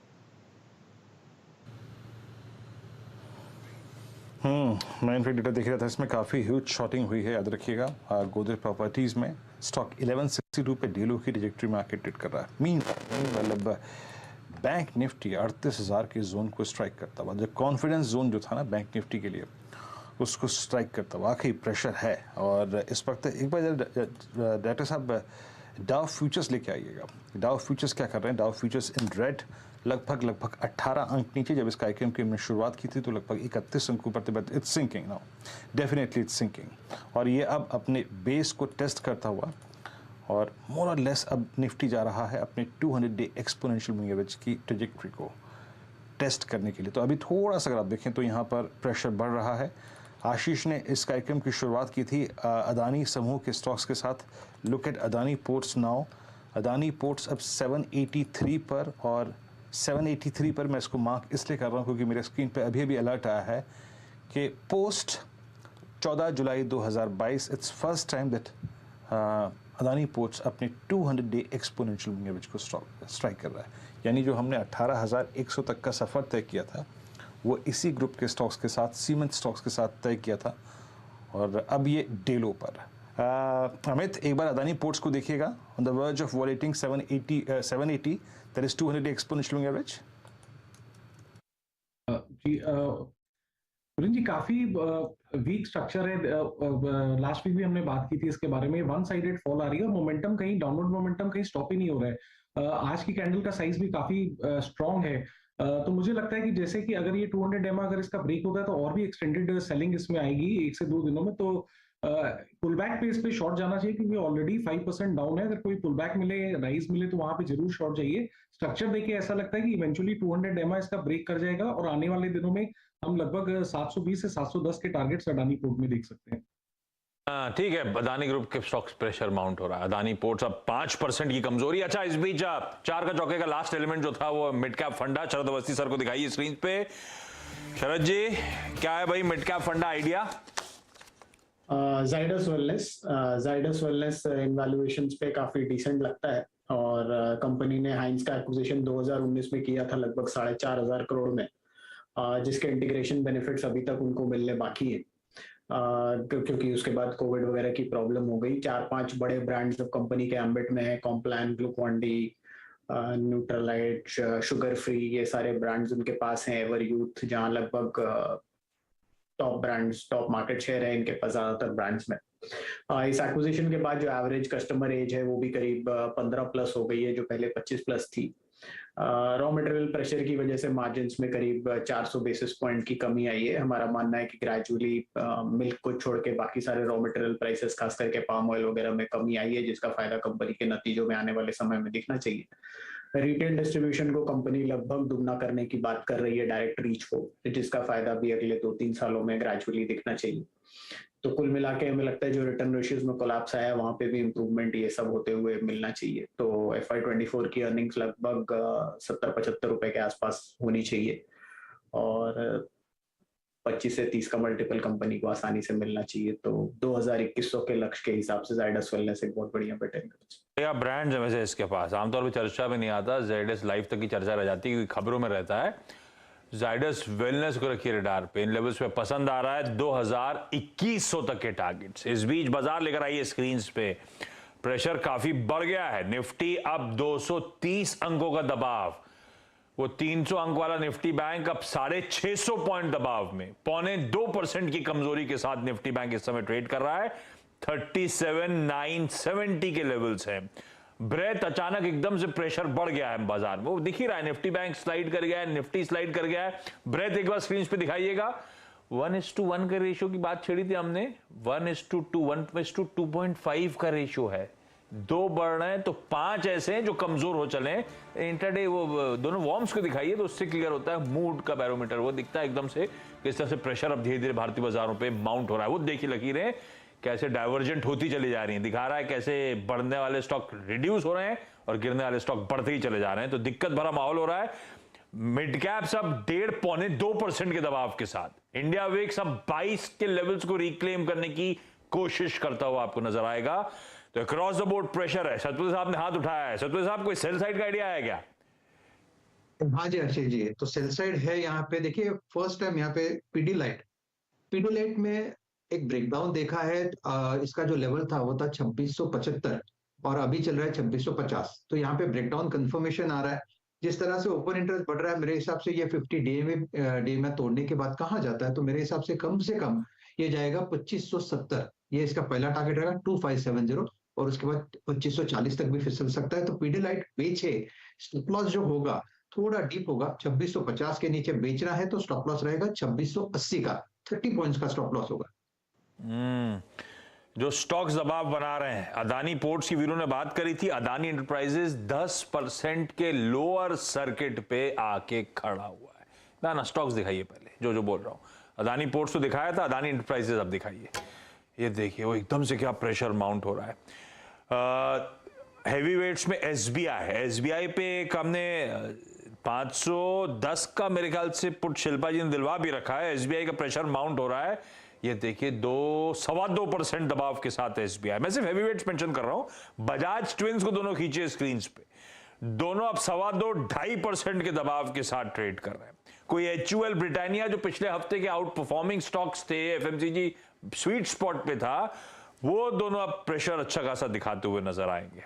पर बजाज फाइनेंस, बजाज फिनसर्व, ये इस समय विकास के पास जाता हूं। विकास, कुछ फाइनेंशियल्स में बेचने का मन हो रहा है क्या? स्क्रीन देख के क्या लग रहा है? जी हाँ, मुझे तो लग रहा है कि मार्केट में अभी इम्पोर्टेंट जो सपोर्ट था वो भी ब्रेक कर चुका है। तो मुझे लगता है दोनों में भी एक जगह है, लेकिन मुझे ज्यादातर बजाज फाइनेंस में लगता है कि वहां पे थोड़ा बहुत प्रॉफिट बुकिंग देखने मिल सकती है। आज जिस हिसाब से इसमें सेकेंड हाफ में जो मोमेंटम उसमें निकलते आते हुए देखने मिला, वो नीचे की तरफ ज्यादा दिखने मिल रहा है। मुझे लगता है वापस 7,040-7,000 की रेंज है, वहां पे उसका नेक्स्ट सपोर्ट देखने मिल सकता है। तो वहां तक एक बार फिसल सकता है। वहां पे अगर वो ब्रेक करता है तो उसके बाद इसमें एक ट्रेंड जो है वो नेगेटिव हो सकता है। बट जिनके पास पोजीशन है तो मुझे लगता है एक बार बुक करना चाहिए, क्योंकि यहाँ से और 150 पॉइंट नीचे आ सकता है काउंटर। ओवरऑल यहाँ पे सेटअप थोड़ा सा प्रॉफिट बुकिंग के मोड में है, तो यहाँ पे मुझे लगता है कि वेट नहीं करना चाहिए, एक बार प्रॉफिट बुक करना चाहिए। और सेल कर रहे तो यहाँ पे करके जा सकते। ऊपर में 72-30 के आसपास का स्टॉप लॉस रख के इसको सेल करके लेके जा सकते। नीचे में 7,000 के आसपास की लेवल इस काउंटर में आते हुए देखने मिल रहे हैं। प्रेशर बढ़िया है, तगड़ा है। टाटा मोटर्स दिखाइएगा। ये अभी क्या है, वीरू शोरूम फोन करके गाड़ी टेस्ट ड्राइव के लिए मंगाते हैं। अभी टाटा मोटर्स में इशू होगा। अभी टाटा मोटर्स का अगर ईवी टेस्ट ड्राइव के लिए बुलाना है तो वीरू अलग फोन नंबर होगा, क्योंकि अलग शोरूम लगाने की बात कर रहे हैं। अब टाटा मोटर्स, जैसे मारुति ने नेक्सा अलग कर दिया था, टाटा मोटर्स कह रहा है भाई ईवी डिमांड अच्छी है, अब ईवी के शोरूम्स अलग से सेटअप करेंगे हम लोग। इस बार जो सेल्स के नंबर्स आए थे उसमें मेरे ख्याल से मुझे याद पड़ता है ईवी की सेल्स 240, बेस छोटा है ये भी ध्यान रखिएगा, लेकिन फिर भी 1080 यूनिट्स के सामने ईवी के साल दर साल बढ़ के 3,655 यूनिट हो गए थे इस सितंबर महीने में। इस तरह से सेल्स बढ़ रही है ईवी की टाटा मोटर्स की। आइए सुनिए टाटा मोटर्स के मैनेजमेंट का क्या कहना है। एक समय आएगा जिन सिटीज़ में काफ़ी ज़्यादा ईवी की बिक्री होना चालू हो जाएगी, जैसे हम महाराष्ट्र में देखते हैं, जैसे एनसीआर रीजन में देखते हैं, साउथ के कुछ स्टेट्स में देखते हैं। उसमें अगर इतना वॉल्यूम हो जाए कि एक सिंगल डीलर इलेक्ट्रिक व्हीकल के सेल के बूते पर प्रॉफिटेबल बिजनेस चला सकता है तो हम लोग ज़रूर करेंगे। क्योंकि देखिए हम लोग आइस साइड में भी अपने पोर्टफोलियो को एक्सपेंड कर रहे हैं, ईवी में भी हम लोग 10 बोल रहे हैं लाएंगे। तो अगर इन व्हीकल्स को दोनों तरफ जस्टिस देना है तो हमें शोरूम्स को एक स्टेज पर आकर सेपरेट करना होगा। बट ये धीरे धीरे अलग अलग सिटीज़ में हम लोग प्रोग्रेसिवली करेंगे। तो बाकी अगर आप देखें अच्छी खबर है, और आशीष जैसे लोगों के लिए अगर आप देखें काफ़ी सहूलियत भरी खबर, क्योंकि अब जब वो ईवी लेंगे अपनी नई, तो सीधे अगर आप देखें नए शोरूम में एक सहूलियत होगी बहुत। अगर आप देखें मारामारी नहीं होगी, सीधे शोरूम में जाएंगे, टेस्ट करेंगे। बिल्कुल बिल्कुल। अच्छा, कितनी रेंज वाली लेनी है आशीष ईवी? पता नहीं कितने पैसे में कितनी रेंज वाली आती है। ऐसा आता है कि कितने पैसे तो उतनी रेंज बढ़ जाती है, ऐसा तो नहीं है ना? नहीं, जो प्रीमियम जैसे टाटा नेक्सॉन है, और टाटा नेक्सॉन में जो सबसे अपर वर्जन है उसकी करीब 450 किलोमीटर की है। ये मैं बताना चाहता हूँ, बेसिकली सारी ग्राउंड स्टडी कर रखी है ईवी पे ट्रांजिशन करने के लिए। वीरू ने सारी ग्राउंड स्टडी कर रखी है, वो ट्रांजिशन का इंतजार है बस। नहीं, पर एक बात है, अब 450 किलोमीटर की रेंज हो गई है ना, तो लोगों का अट्रैक्शन बढ़ रहा है। पहले 200-250 थी, लेकिन 450 किलोमीटर में मतलब आप हरिद्वार की जर्नी पूरी करके वापस आ सकते हैं, तो वो एक बढ़िया चीज है। देखिए आदमी को जाना हरिद्वार ही है। हाँ, वीरू की हर चीज कैलकुलेशन हरिद्वार से शुरू होता है, वहीं खत्म हो जाता है। 450 किलोमीटर घूम के वापस आ जाएंगे। तो पर एक बात ध्यान रखिएगा, ये जो ईवी की बैटरी की आप कह रहे हैं ना 450 kilometre, over a period of time her drive के साथ वो रिचार्ज कैपेबिलिटीज कम होती चली जाएंगी। तो पहले आप 450, अगले साल जब जा रहे होगे तो हो सकता है उस ईवी उस बैटरी के थ्रू आप 300 किलोमीटर का डिस्टेंस कवर कर पाओ। ये ध्यान रखना है आपको। तो हरिद्वार एक ही बार पहले साल घूम लिया, अगले साल नहीं जा पाया है तो गड़बड़ हो जाएगा। नहीं, लेकिन इस लिहाज से अगर आप देखिए हाइब्रिड जो है ना वो ज़्यादा अच्छा है। आप देखिए मैं अभी ग्रैंड विटारा देखी मैंने, और ये टोयोटा की ये हाई राइडर देखी यहाँ पे, ये अच्छा है। आई मीन ग्रैंड विटारा क्यों, एक तो ग्रैंड विटारा आशीष जब लॉन्च हुई है ना, आप यकीन मानिए बेस मॉडल में भी मारुति ने इतना अच्छा वेरिएंट दिया है कि पूछे मत। और हाइब्रिड में क्या है, एवरेज बहुत अच्छा आ रहा है। गाड़ी अगर आप देखें अपने आप को ट्रांसमिट कर लेती है, कभी ईवी पर, कभी बैटरी पर, कभी अगर आप देखें फ्यूल पर। ये मॉडल काफ़ी अच्छा है। तो हाइब्रिड पे अगर आप देखें फोकस कर सकते हैं आप। और आप यकीन मानिए आशीष, ग्रैंड विटारा शायद मारुति के लिए अगर आप देखें एक सक्सेस साबित होगी। जो उनका बेस मॉडल आया है, जो टॉप मॉडल है, जिस प्रकार के फीचर्स हैं, इंटीरियर्स हैं, ग्रैंड विटारा मेरे ख्याल से मारुति के लिए थोड़ा सा गेम। ये ग्रैंड विटारा वही है ना जो टोयोटा के साथ जेवी में? हाँ, तो इसमें वो प्रीमियम वाला जो है ना वो प्रीमियम वाला एंड टोयोटा बेचेगी, लोअर एंड इनके लिए प्राइसिंग सस्ती है, वो मारुति के थ्रू जाएगा। हाँ, और इंटीरियर्स अगर आप देखें ग्रैंड विटारा के ज़्यादा अच्छे हैं, और एक्सटीरियर्स भी अगर आप देखें, मतलब जो इंप्रेशन फर्स्ट देख के आता है गाड़ी को देख के, वो ग्रैंड विटारा का ज़्यादा अच्छा है। जहाँ तक मेरा खुद का चला दी क्या, चला के देख ली क्या? नहीं, चला के नहीं देखी थी एक दिन गाड़ी अच्छी तरीके से, काफ़ी टाइम स्पेंड किया, लेकिन फर्स्ट इंप्रेशन में ग्रैंड विटारा दिल को छुई। ठीक है भाई, ये ऑटो स्टॉक्स पे कुछ कॉल लेने का है क्या? ले लिया था जिनमें मूव आए थे, है ना वीरू? मारुति पे आशीष, मारुति पे यकीन मानिए बात करने का मन कर रहा है। मन कर रहा है क्योंकि आज एक डीप डिस्काउंट मिल रहा है मारुति में। It's 855, I mean 8,555। शरद जी, ये मारुति आज से अगर आप देखें लगभग 5 रोज पहले 9500 पे था। It's now at 8552 considering month of अक्टूबर। आपकी राय क्या है मारुति पर, इस प्राइस पर? इस प्राइस पे भी काफी अट्रैक्टिवली प्राइस्ड है। अगर आप जिस टाइप की ग्रोथ रेट्स की बात कर रहे हैं, जैसे आपने ये लॉन्च के लिए भी बोला, बाकी प्रोडक्ट्स भी जो हैं इनके, हमें लगता है ग्रेजुअली काफी अच्छा जो लॉजिस्टिक वगैरह का इशू है वो रिजॉल्व हो रहा है। और इस साल हम उम्मीद कर रहे हैं 250 रुपए के आसपास की अर्निंग, उसके अगले साल लगभग 335 रुपए की, उसके बाद 450 रुपए की। तो अर्निंग्स ग्रोथ ट्रैजेक्टरी काफी स्ट्रॉन्ग है। अगर आप FY23 को एक एबरेशन भी मान ले तो 24-25 में भी 30-35% ग्रोथ आएगी। तो अगर आप FY24 डिस्काउंट करते हैं तो मुझे लगता है 10,500-11 हजार रुपए तक के लक्ष्य संभव है, और उससे भी लंबा अगर आप जाना चाहते हैं तो मुझे लगता है 12-13 हजार रुपए तक भी पॉसिबल है।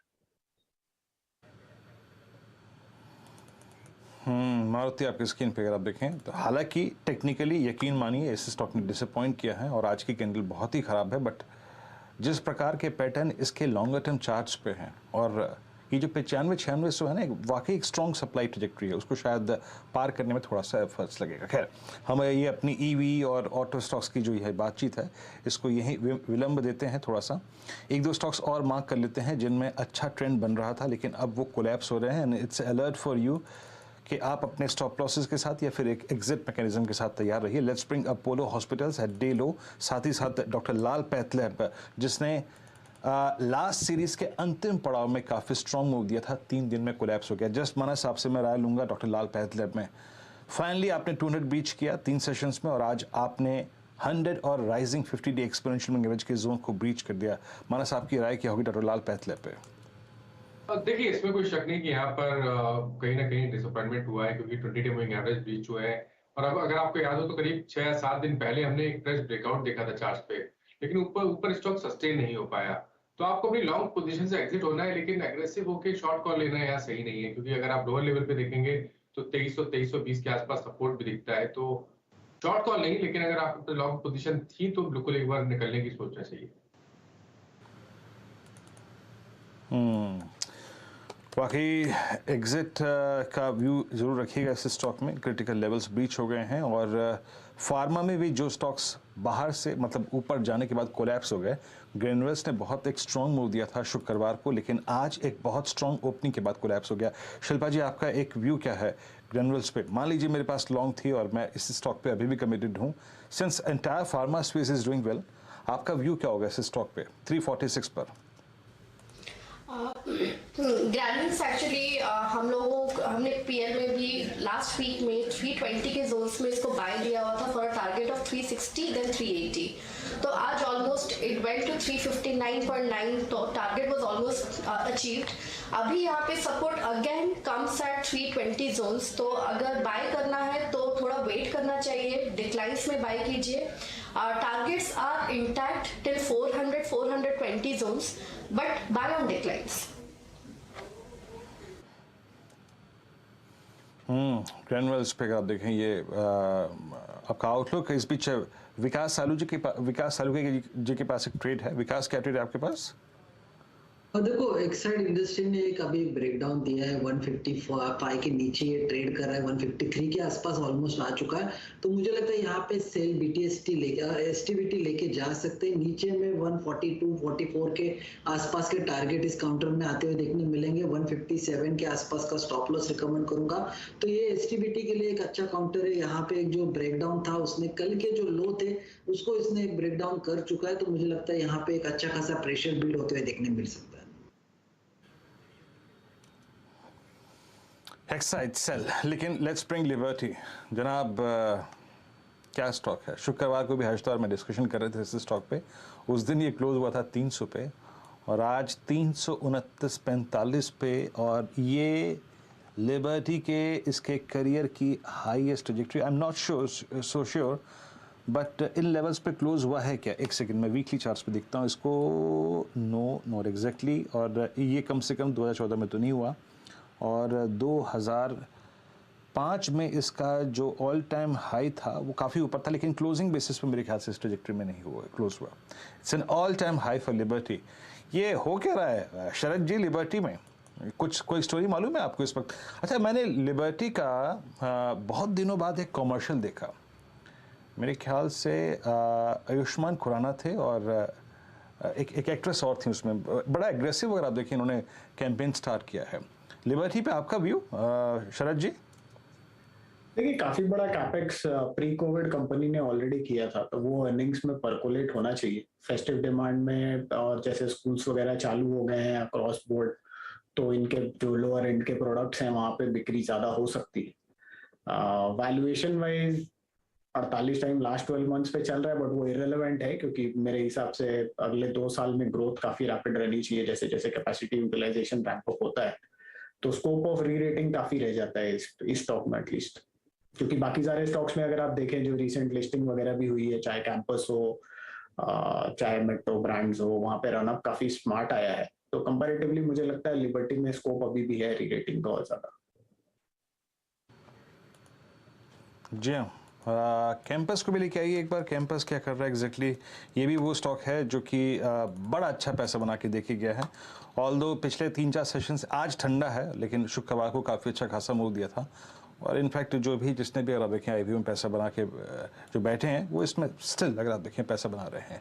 कोई पैसा अगर आप देखें तो यहाँ पे अब तक सिंक नहीं हुआ है किसी का भी। मीनवाइल डिफेंस स्टॉक्स में जहाँ हमने HL पर चर्चा की थी, आज बहुत स्ट्रॉन्ग मूव, करीब 2228 के स्विंग देने के बाद, मतलब इंट्राडे में करीब 2358 तक के स्विंग देने के बाद अब करीब 2288 पर ट्रेड करता हुआ बैकफुट पे आया थोड़ा सा स्टॉक। और HL जहां से आज सिंक हुआ वो एग्जैक्टली पिछले 5 सेशन की हाईएस्ट ट्रैजेक्टरी है, और इसके पिछले 5 सेशन के हाईस को प्रोटेक्ट कर रखा है, गार्ड कर रखा है आपके फॉलिंग 20-डे एक्सपोनेंशियल मूविंग एवरेज ने। मीनवाइल एक बार BEL लेके आइए आपके स्क्रीन पे। BEL क्या कर रहा है उसको भी देखते हैं। दूसरा डिफेंस स्टॉक 9850 पे, ये स्टॉक भी आज अपना जो जिसे कहते हैं ना 50-डे एक्सपोनेंशियल मूविंग एवरेज वो वॉलेट कर रहा है। मानस, क्या थोड़ा सा रेड फ्लैग BEL रेस कर रहा है इस बड़े मोमेंटम के बाद? फाइनली अगर ये 97 की जोन टूटती है तो BEL पे क्या अप्रोच रखनी चाहिए? देखिए, आज मॉर्निंग में ही BEL ने एक ब्रेकआउट दिया था इंट्राडे चार्ट पे, लेकिन वो ऊपर सस्टेन नहीं हो पाया, 20-डे मूविंग एवरेज के ऊपर नहीं निकला। और अब जब गिरावट देखने को मिली है तो ये 20-डे मूविंग एवरेज के नीचे फिसल गया है। तो मेरा समझना है कि शायद यहाँ पर वीकनेस बढ़ सकती है। 92 रुपीज तक के भाव आपको देखने को मिल सकते हैं। तो अगर आपके पास लॉन्ग पोजीशन है तो कोई उछाल मिले तो वहां पर निकलने की कोशिश करिए।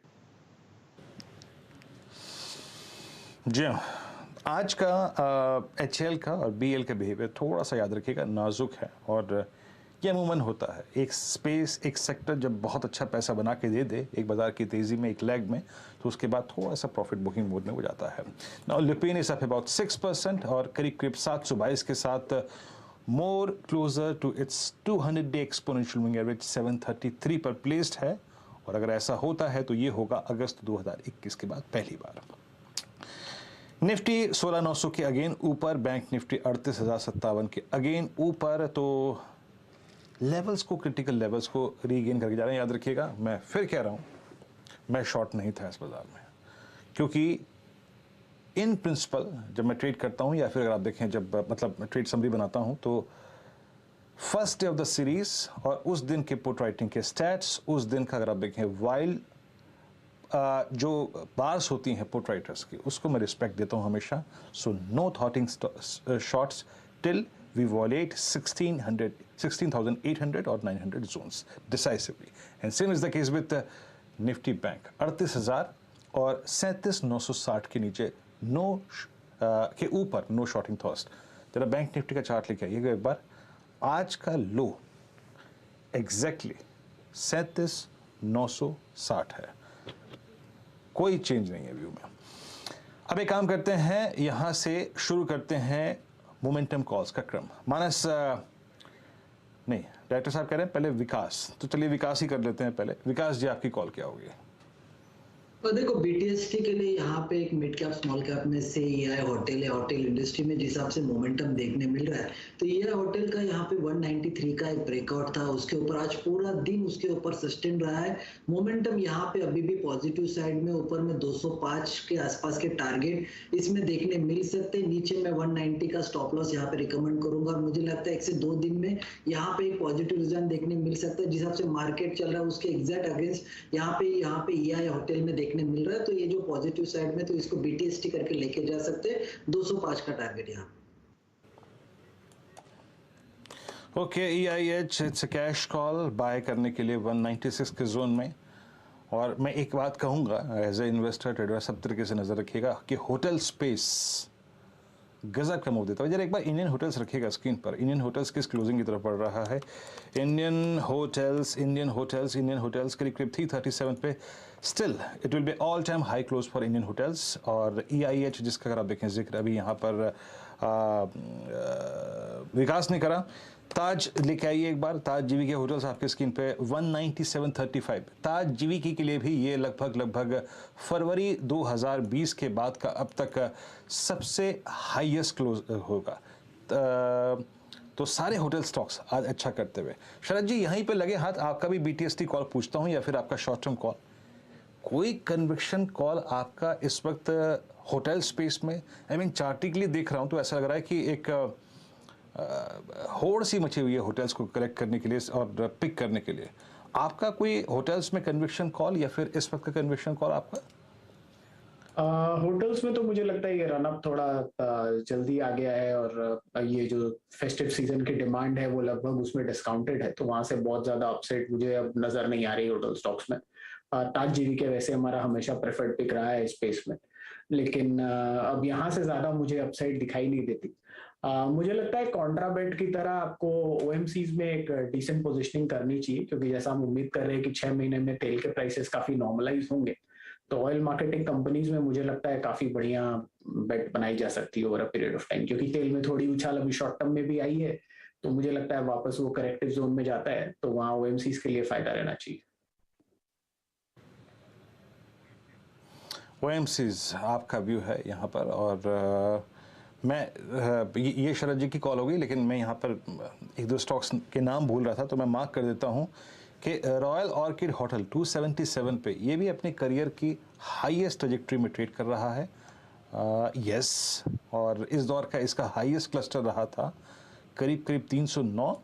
और एक जरा आप लेमन ट्री लेके आइएगा, लेमन ट्री आपकी स्क्रीन पर, इट्स एट 87.95।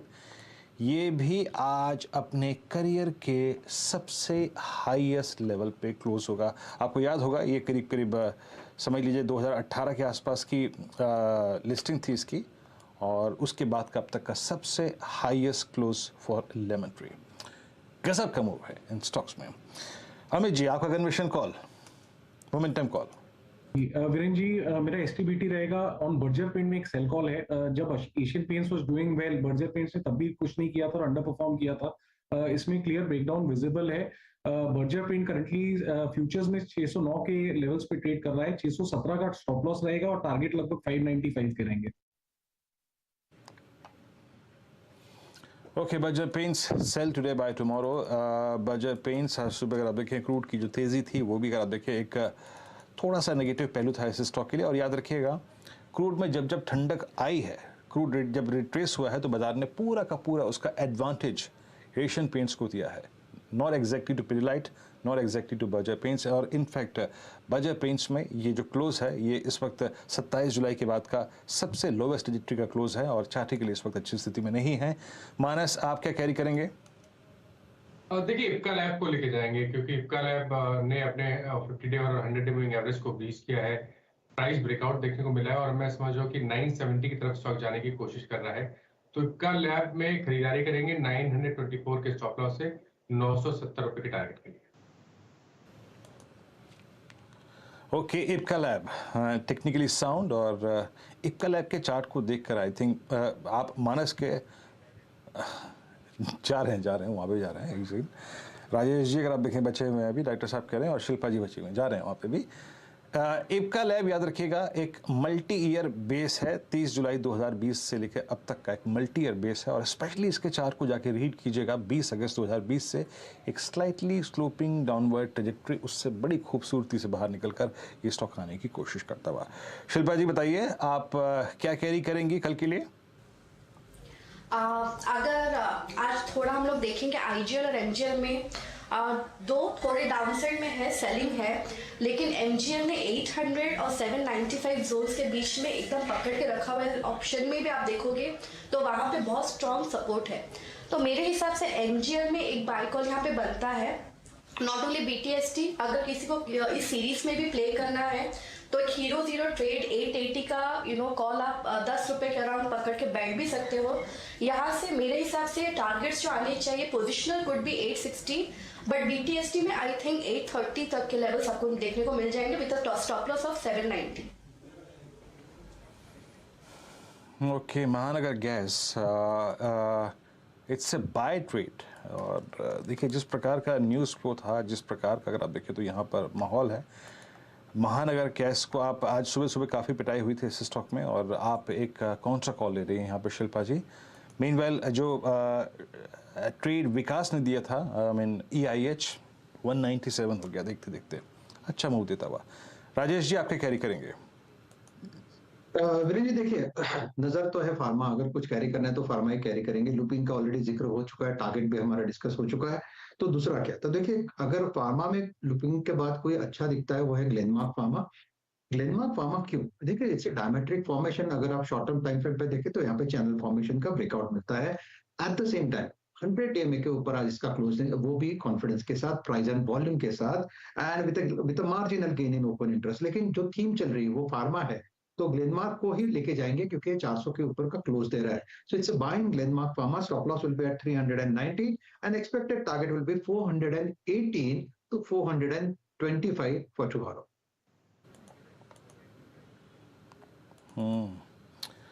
वाकई ग्लेनमार्क फार्मा। और इस बीच मैं एक चीज़ और कहूँगा, आई मीन देखिए टोरेंट फार्मा में आई मीन एक एग्जैक्टली आप देखें डील थी इनके जो फ्रेश बाय आउट था डर्मेटोलॉजी कंपनी का, उससे बाजार बहुत खुश नहीं हुआ था, उस दिन सिंक हुआ था, अगले दिन अगर आप देखें फिर चढ़ गया स्टॉक का। और इनफैक्ट टोरेंट फार्मा भी एक बहुत ही शानदार ब्रेकआउट के लिए, आई मीन जिसे कहते हैं ना, आई मीन क्रिटिकली पॉइज्ड है, टेक्निकली पॉइज्ड है, अच्छी तरीके से अगर आप देखें तैयार है। मानस, टोरेंट फार्मा कोई व्यू आपका यहाँ पर? कंसोलिडेशन देखने को मिल रहा था, लेकिन अब कहीं ना कहीं स्टॉक तैयार हो गया है एक फ्रेश ब्रेकआउट के लिए, तो खरीदारी करने की ही राय रहेगी। पूरा फार्मा क्षेत्र अच्छा लगता है, तो आई थिंक टोरेंट फार्मा में भी हमें बहुत ही जल्द एक ब्रेकआउट देखने को मिलेगा और 1640 1645 के स्तर देखने को मिल सकते हैं, इसलिए खरीदारी करने की राय रहेगी 1542 के स्टॉप लॉस के साथ। टोरेंट फार्मा अच्छी तरीके से प्लेस्ड है ये स्टॉक का, और इस दौर की हाईएस्ट ट्रैजेक्टरी पे जाके टोरेंट फार्मा क्लोज होता हुआ। इनफैक्ट ये जो क्लोज होगा मेरे ख्याल से मोटे तौर पे शायद ये लगभग 9 से 10 महीने का हाईएस्ट क्लोज होगा टोरेंट फार्मा के लिए। अच्छा मूव दिया ऐसे स्टॉक ने।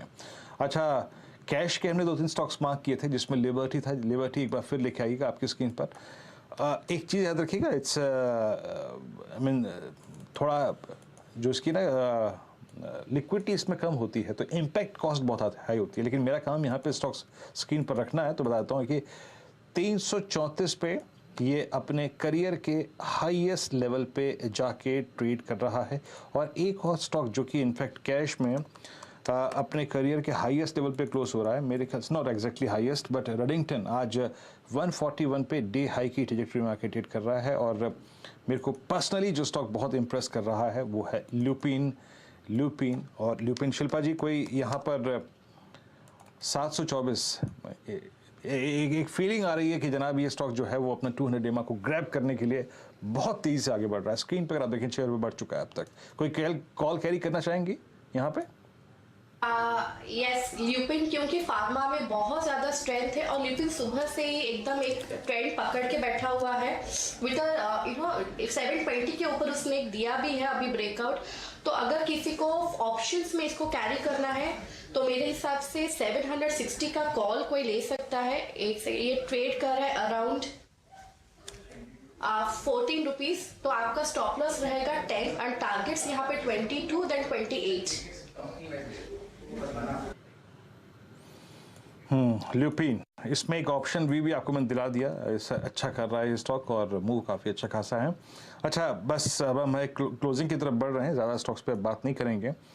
1-2 स्टॉक्स वो मार्क कर रहा हूँ जो कि हमारी जो आवाज़ की रोलोवर रिपोर्ट्स थी और उसमें मार्क किए गए थे, जो कि काफ़ी स्ट्रॉन्ग रोलोवर्स देखे गए थे और जो आज सडनली बैकफुट पे आ गए हैं। और उसमें है ABFRL माइनस। ABFRL में मैंने आपसे व्यू भी लिया था फ्राइडे को। ABFRL ने on the very first day of series अपना ऑल टाइम हाई क्रिएट किया था, लेकिन आज सिंक हो गया। आज ऑटो में जिस तरीके का पेन था, आज ABFRL में जिस तरीके का पेन है, आई थिंक सारे ही स्टॉक्स बैकफुट पे आए आज। एट 333 आपके व्यू में कोई चेंज है मानस? देखिए नहीं, मैं समझता हूँ कि अगर आपके पास लॉन्ग पोजीशन है तो आप बने रह सकते हैं। अभी भी 20 डे मूविंग एवरेज के ऊपर ट्रेड कर रहा है तो स्टॉप लॉस जरूर रखिए 324 रुपए का, लेकिन शॉर्ट करने की सलाह नहीं रहेगी। अपनी लॉन्ग पोजीशन में आप बने रह सकते हैं। शॉर्टिंग का कोई व्यू नहीं है। चलिए अब एक काम करते चलते आपको जरा एफएनओ सेटअप दिखाते हैं और एफएनओ सेटअप क्या कह रहा है। मीनवाइल जरा डाउ जोन्स फ्यूचर्स देखिएगा। डाउ जोन्स फ्यूचर्स जो हैं वो करीब 83 पॉइंट प्लस। डॉक्टर साहब प्लीज एक बार वायर से चेक करके स्क्रीन पे मेरे को रखिएगा। Yes, it's 83 points up Dow futures. Long 22 मात्र, शॉर्ट 153। शॉर्ट ने कंप्लीट ग्रिप ली इस मार्केट में और लॉन्ग जो था वो था ल्यूपिन, ये आपका pharma space. Look at Lupin, Zydus, और फार्मा, ग्लेनमार्क, ONGC अगर आप देखें तो यहाँ पे विंडफॉल टैक्स जो रेशनलाइज किया गया उसका इम्पैक्ट था। बाकी MCX, कोल इंडिया, दीपक नाइट्राइट, IRCT से IOC, ये वो स्टॉक्स थे जो कि आज थोड़ा सा शॉर्ट कवरिंग विटनेस कर रहे थे। लेकिन याद रखिएगा, including short covering and fresh buying, only 26 advances. Backfoot पे क्या था? Adani enterprises, India cements, AB fashion, TVS motors, Escorts, Kubota. लग रहा था जहां मोमेंटम था वो सारा का सारा आज कोलैप्स हुआ। स्पेशली आप TVS मोटर्स को देखिए, स्कॉट्स को देखिए, एक टिपिकल कैनल रिवर्सल अगर आप देखें कुबोटा में आज विजिबल है। बाकी आज doctor Lal pathlab, Eicher motors, Ambuja cements और पोर्टास, वो कुछ काउंटर जहां पे आज शॉर्टिंग देखने को मिली। और चलते चलते 1-2 स्टॉक्स का यहाँ पे मैं जिक्र और कर देता हूँ जहाँ पे थोड़ा जो पुट्स का बिल्डअप है वो बढ़ रहा है। SBI कार्ड्स लिखे आइएगा और राजेश जी करीब 878 पे ये एक 200 डेमा के नीचे क्लोज होने की चेष्टा करता हुआ, और लास्ट टाइम भी इसने आज से लगभग 7 सेशन पहले यानी करीब 26 सितंबर को एक अटेम्प्ट लिया था इसको वॉलेट करने का, लेकिन नेक्स्ट एक रिवर्सल आ गया था। इस बार की इस क्लोजिंग पर आपका व्यू क्या होगा? वीरेंद्र जी देखिए, मेरे हिसाब से यहाँ पे जो 100 DMA को टेस्ट करने की कोशिश कर रहा है, यहाँ पे 200 DMA, in fact it's a confluence of support. लेकिन चार्ट देख के और जो जिस तरह से लिक्विडेशन हो रहा है, तो ये जो जिगजैग फॉर्मेशन है वो कंटिन्यूएशन में आएगा 880 टूटने के बाद। तो 880 टूटने के बाद को जो नेक्स्ट सपोर्ट बनता है वो बनता है 850 का। तो स्ट्रक्चर तो डेफिनेटली वीक है। सेल करना है तो एक स्टॉप लॉस मेंटेन करिए आप करीबन 895 का।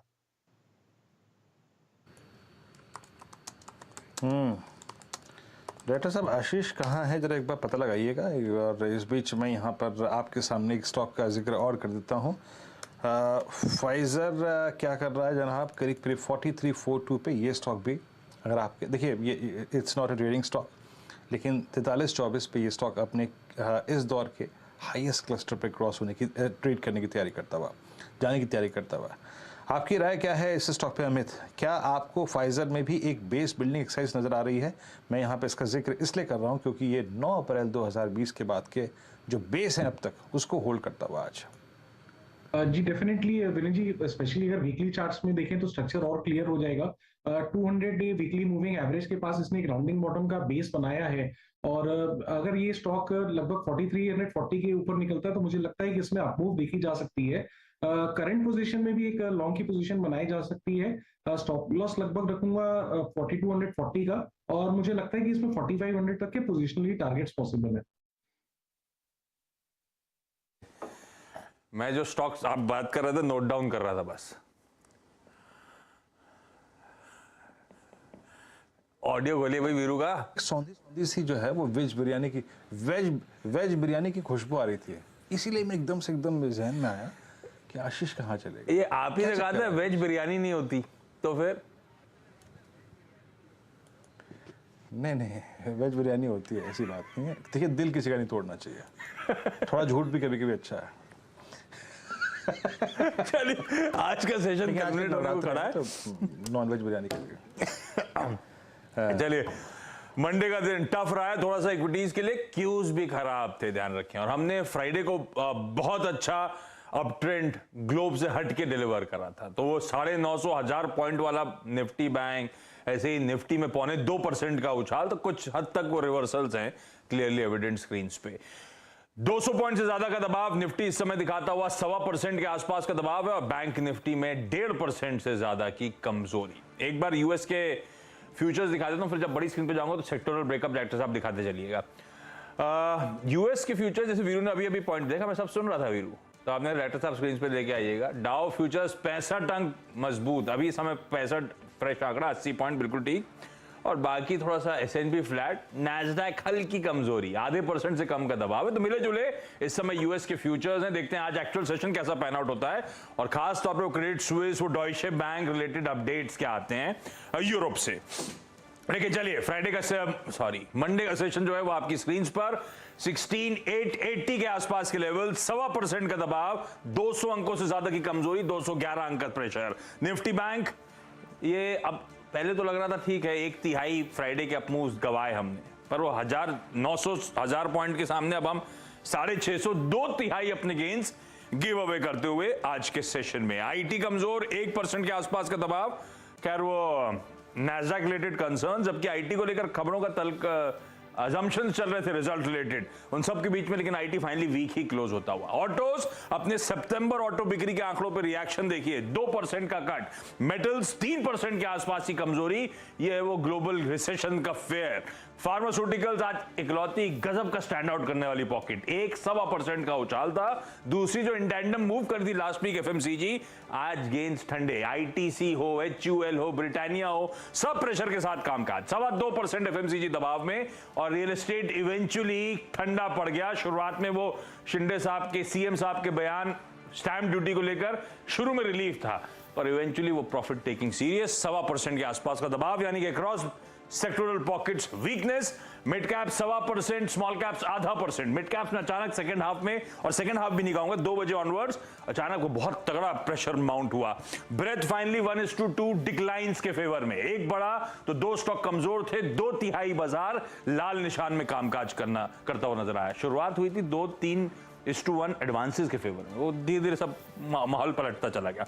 50 स्टॉक खींच के लाइए, निफ्टी जब क्लोज होगा तो बता दूंगा आपको प्रोविजनल क्लोज कहां पे आ रहा है।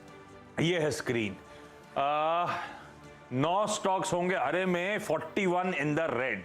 आज अदानी ग्रुप स्टॉक्स की बहुत पिटाई हुई, अब पिटाई कह लीजिए या करेक्शन में आए, अच्छे मूव्स के बाद प्रॉफिट टेकिंग थी, जो भी कह लीजिए। अदानी एंटरप्राइजेस, उसमें ENT दिखवाइए डॉक्टर साहब, तो कंफ्यूजन हो जाएगा लोगों। अदानी एंटरप्राइजेज है वो 8.5% का दबाव, अदानी पोर्ट, ये निफ्टी के दोनों कॉन्स्टिट्यूएंट्स आपके सामने वीक। बाकी अदानी ग्रुप के स्टॉक ऐसे भी देखेंगे तो सब में कमजोरी थी। ऑटोज प्रेशर तगड़ा था, आयशर मोटर्स, मारुति आपकी स्क्रीन पे दोनों में प्रेशर देखने को मिला। HUL में कह रहा था FMCG ठंडा पड़ा है, HUL और ITC आपकी स्क्रीन पे 2.5% पौने 3% का दोनों में दबाव था। फाइनेंशियल्स में देखिए कि करके स्क्रीन पे दिखाता हूं, Bajaj financial, HDFC life, Bajaj Finserv सब प्रेशर में। प्राइवेट बैंकिंग स्पेस में Kotak Mahindra bank, in fact private banking का generally banking, Axis bank, Larsen and Toubro heavy weights में, ICICI बैंक हैवी वेट्स में, ये सब प्रेशर बाउंड कर रहे थे। क्या चला? रिलायंस 1.5% का ही दबाव था तो आउट परफॉर्म कर गया, उस लिहाज से बढ़िया चला। ONGC, फार्मास्यूटिकल्स तो खैर हाईलाइट थे, वो सिप्ला, वो दिवीज लेबोरेटरी, सब आपकी स्क्रीन पे डॉक्टर रेड्डीज लेबोरेटरी सब मजबूती के साथ कामकाज करते हुए नजर आए। और विप्रो हरे में बंद हुआ, हालांकि फ्लैट बंद हुआ है, लेकिन विप्रो बहुत तगड़े प्रेशर, सबसे बड़ा रैंक अंडर परफॉर्मर अपने पूरे पीयर सेट में, पांचों निफ्टी कॉन्स्टिट्यूएंट में IT के, आज हल्का सा इन ग्रीन शेड। भारतीय अपने फ्राइडे के अच्छे मूव्स को कंटिन्यू कर गया, 0.5% का और उछाल फ्राइडे के 4-4.5% के ऊपर डिलीवर करके गया। निफ्टी प्रोविजनल क्लोज है वीरू 16,878 के जोन्स पर हम क्लोज हो रहे हैं, 1.25% की कमजोरी। बैंक्स शेड वीकर, 650 अंकों का दबाव। जी हाँ, दबाव था। अगर आप देखें आखिरी के 1 घंटे में ये दबाव काफ़ी नज़र आया।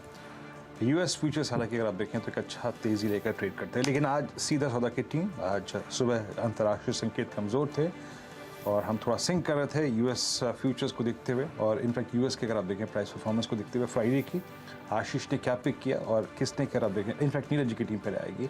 हिंडाल्को 2.5% का स्विंग, प्रेस्टीज स्टेट्स लगभग 2% का स्विंग देखे गया। Gujarat gas, Hero motor corp अगर आप देखें ये भी करीब 1.25 से लेकर 5% का स्विंग देखे गए। और लेट्स चेक आशीष की टीम में क्या रहा रुझान आज और किन किन स्टॉक्स ने सब्सटेंशियल मूव दिया। यहाँ पे ल्यूपिन एक बेहद ही शानदार कॉल आशीष की, और इनफैक्ट ONGC दोनों ही अगर आप देखें स्थिति को भापते हुए, ONGC स्पेशली लगभग 4.5% का, ल्यूपिन लगभग 5.5-6% का, ऑल इंडिया लगभग 3.25% का, और महानगर गैस जिसको शॉर्ट किया वो करीब 3% का स्विंग दे के गया। आशीष, चलिए इस नोट पर इस शो कमाई का अड्डा को यहीं समेटते हैं।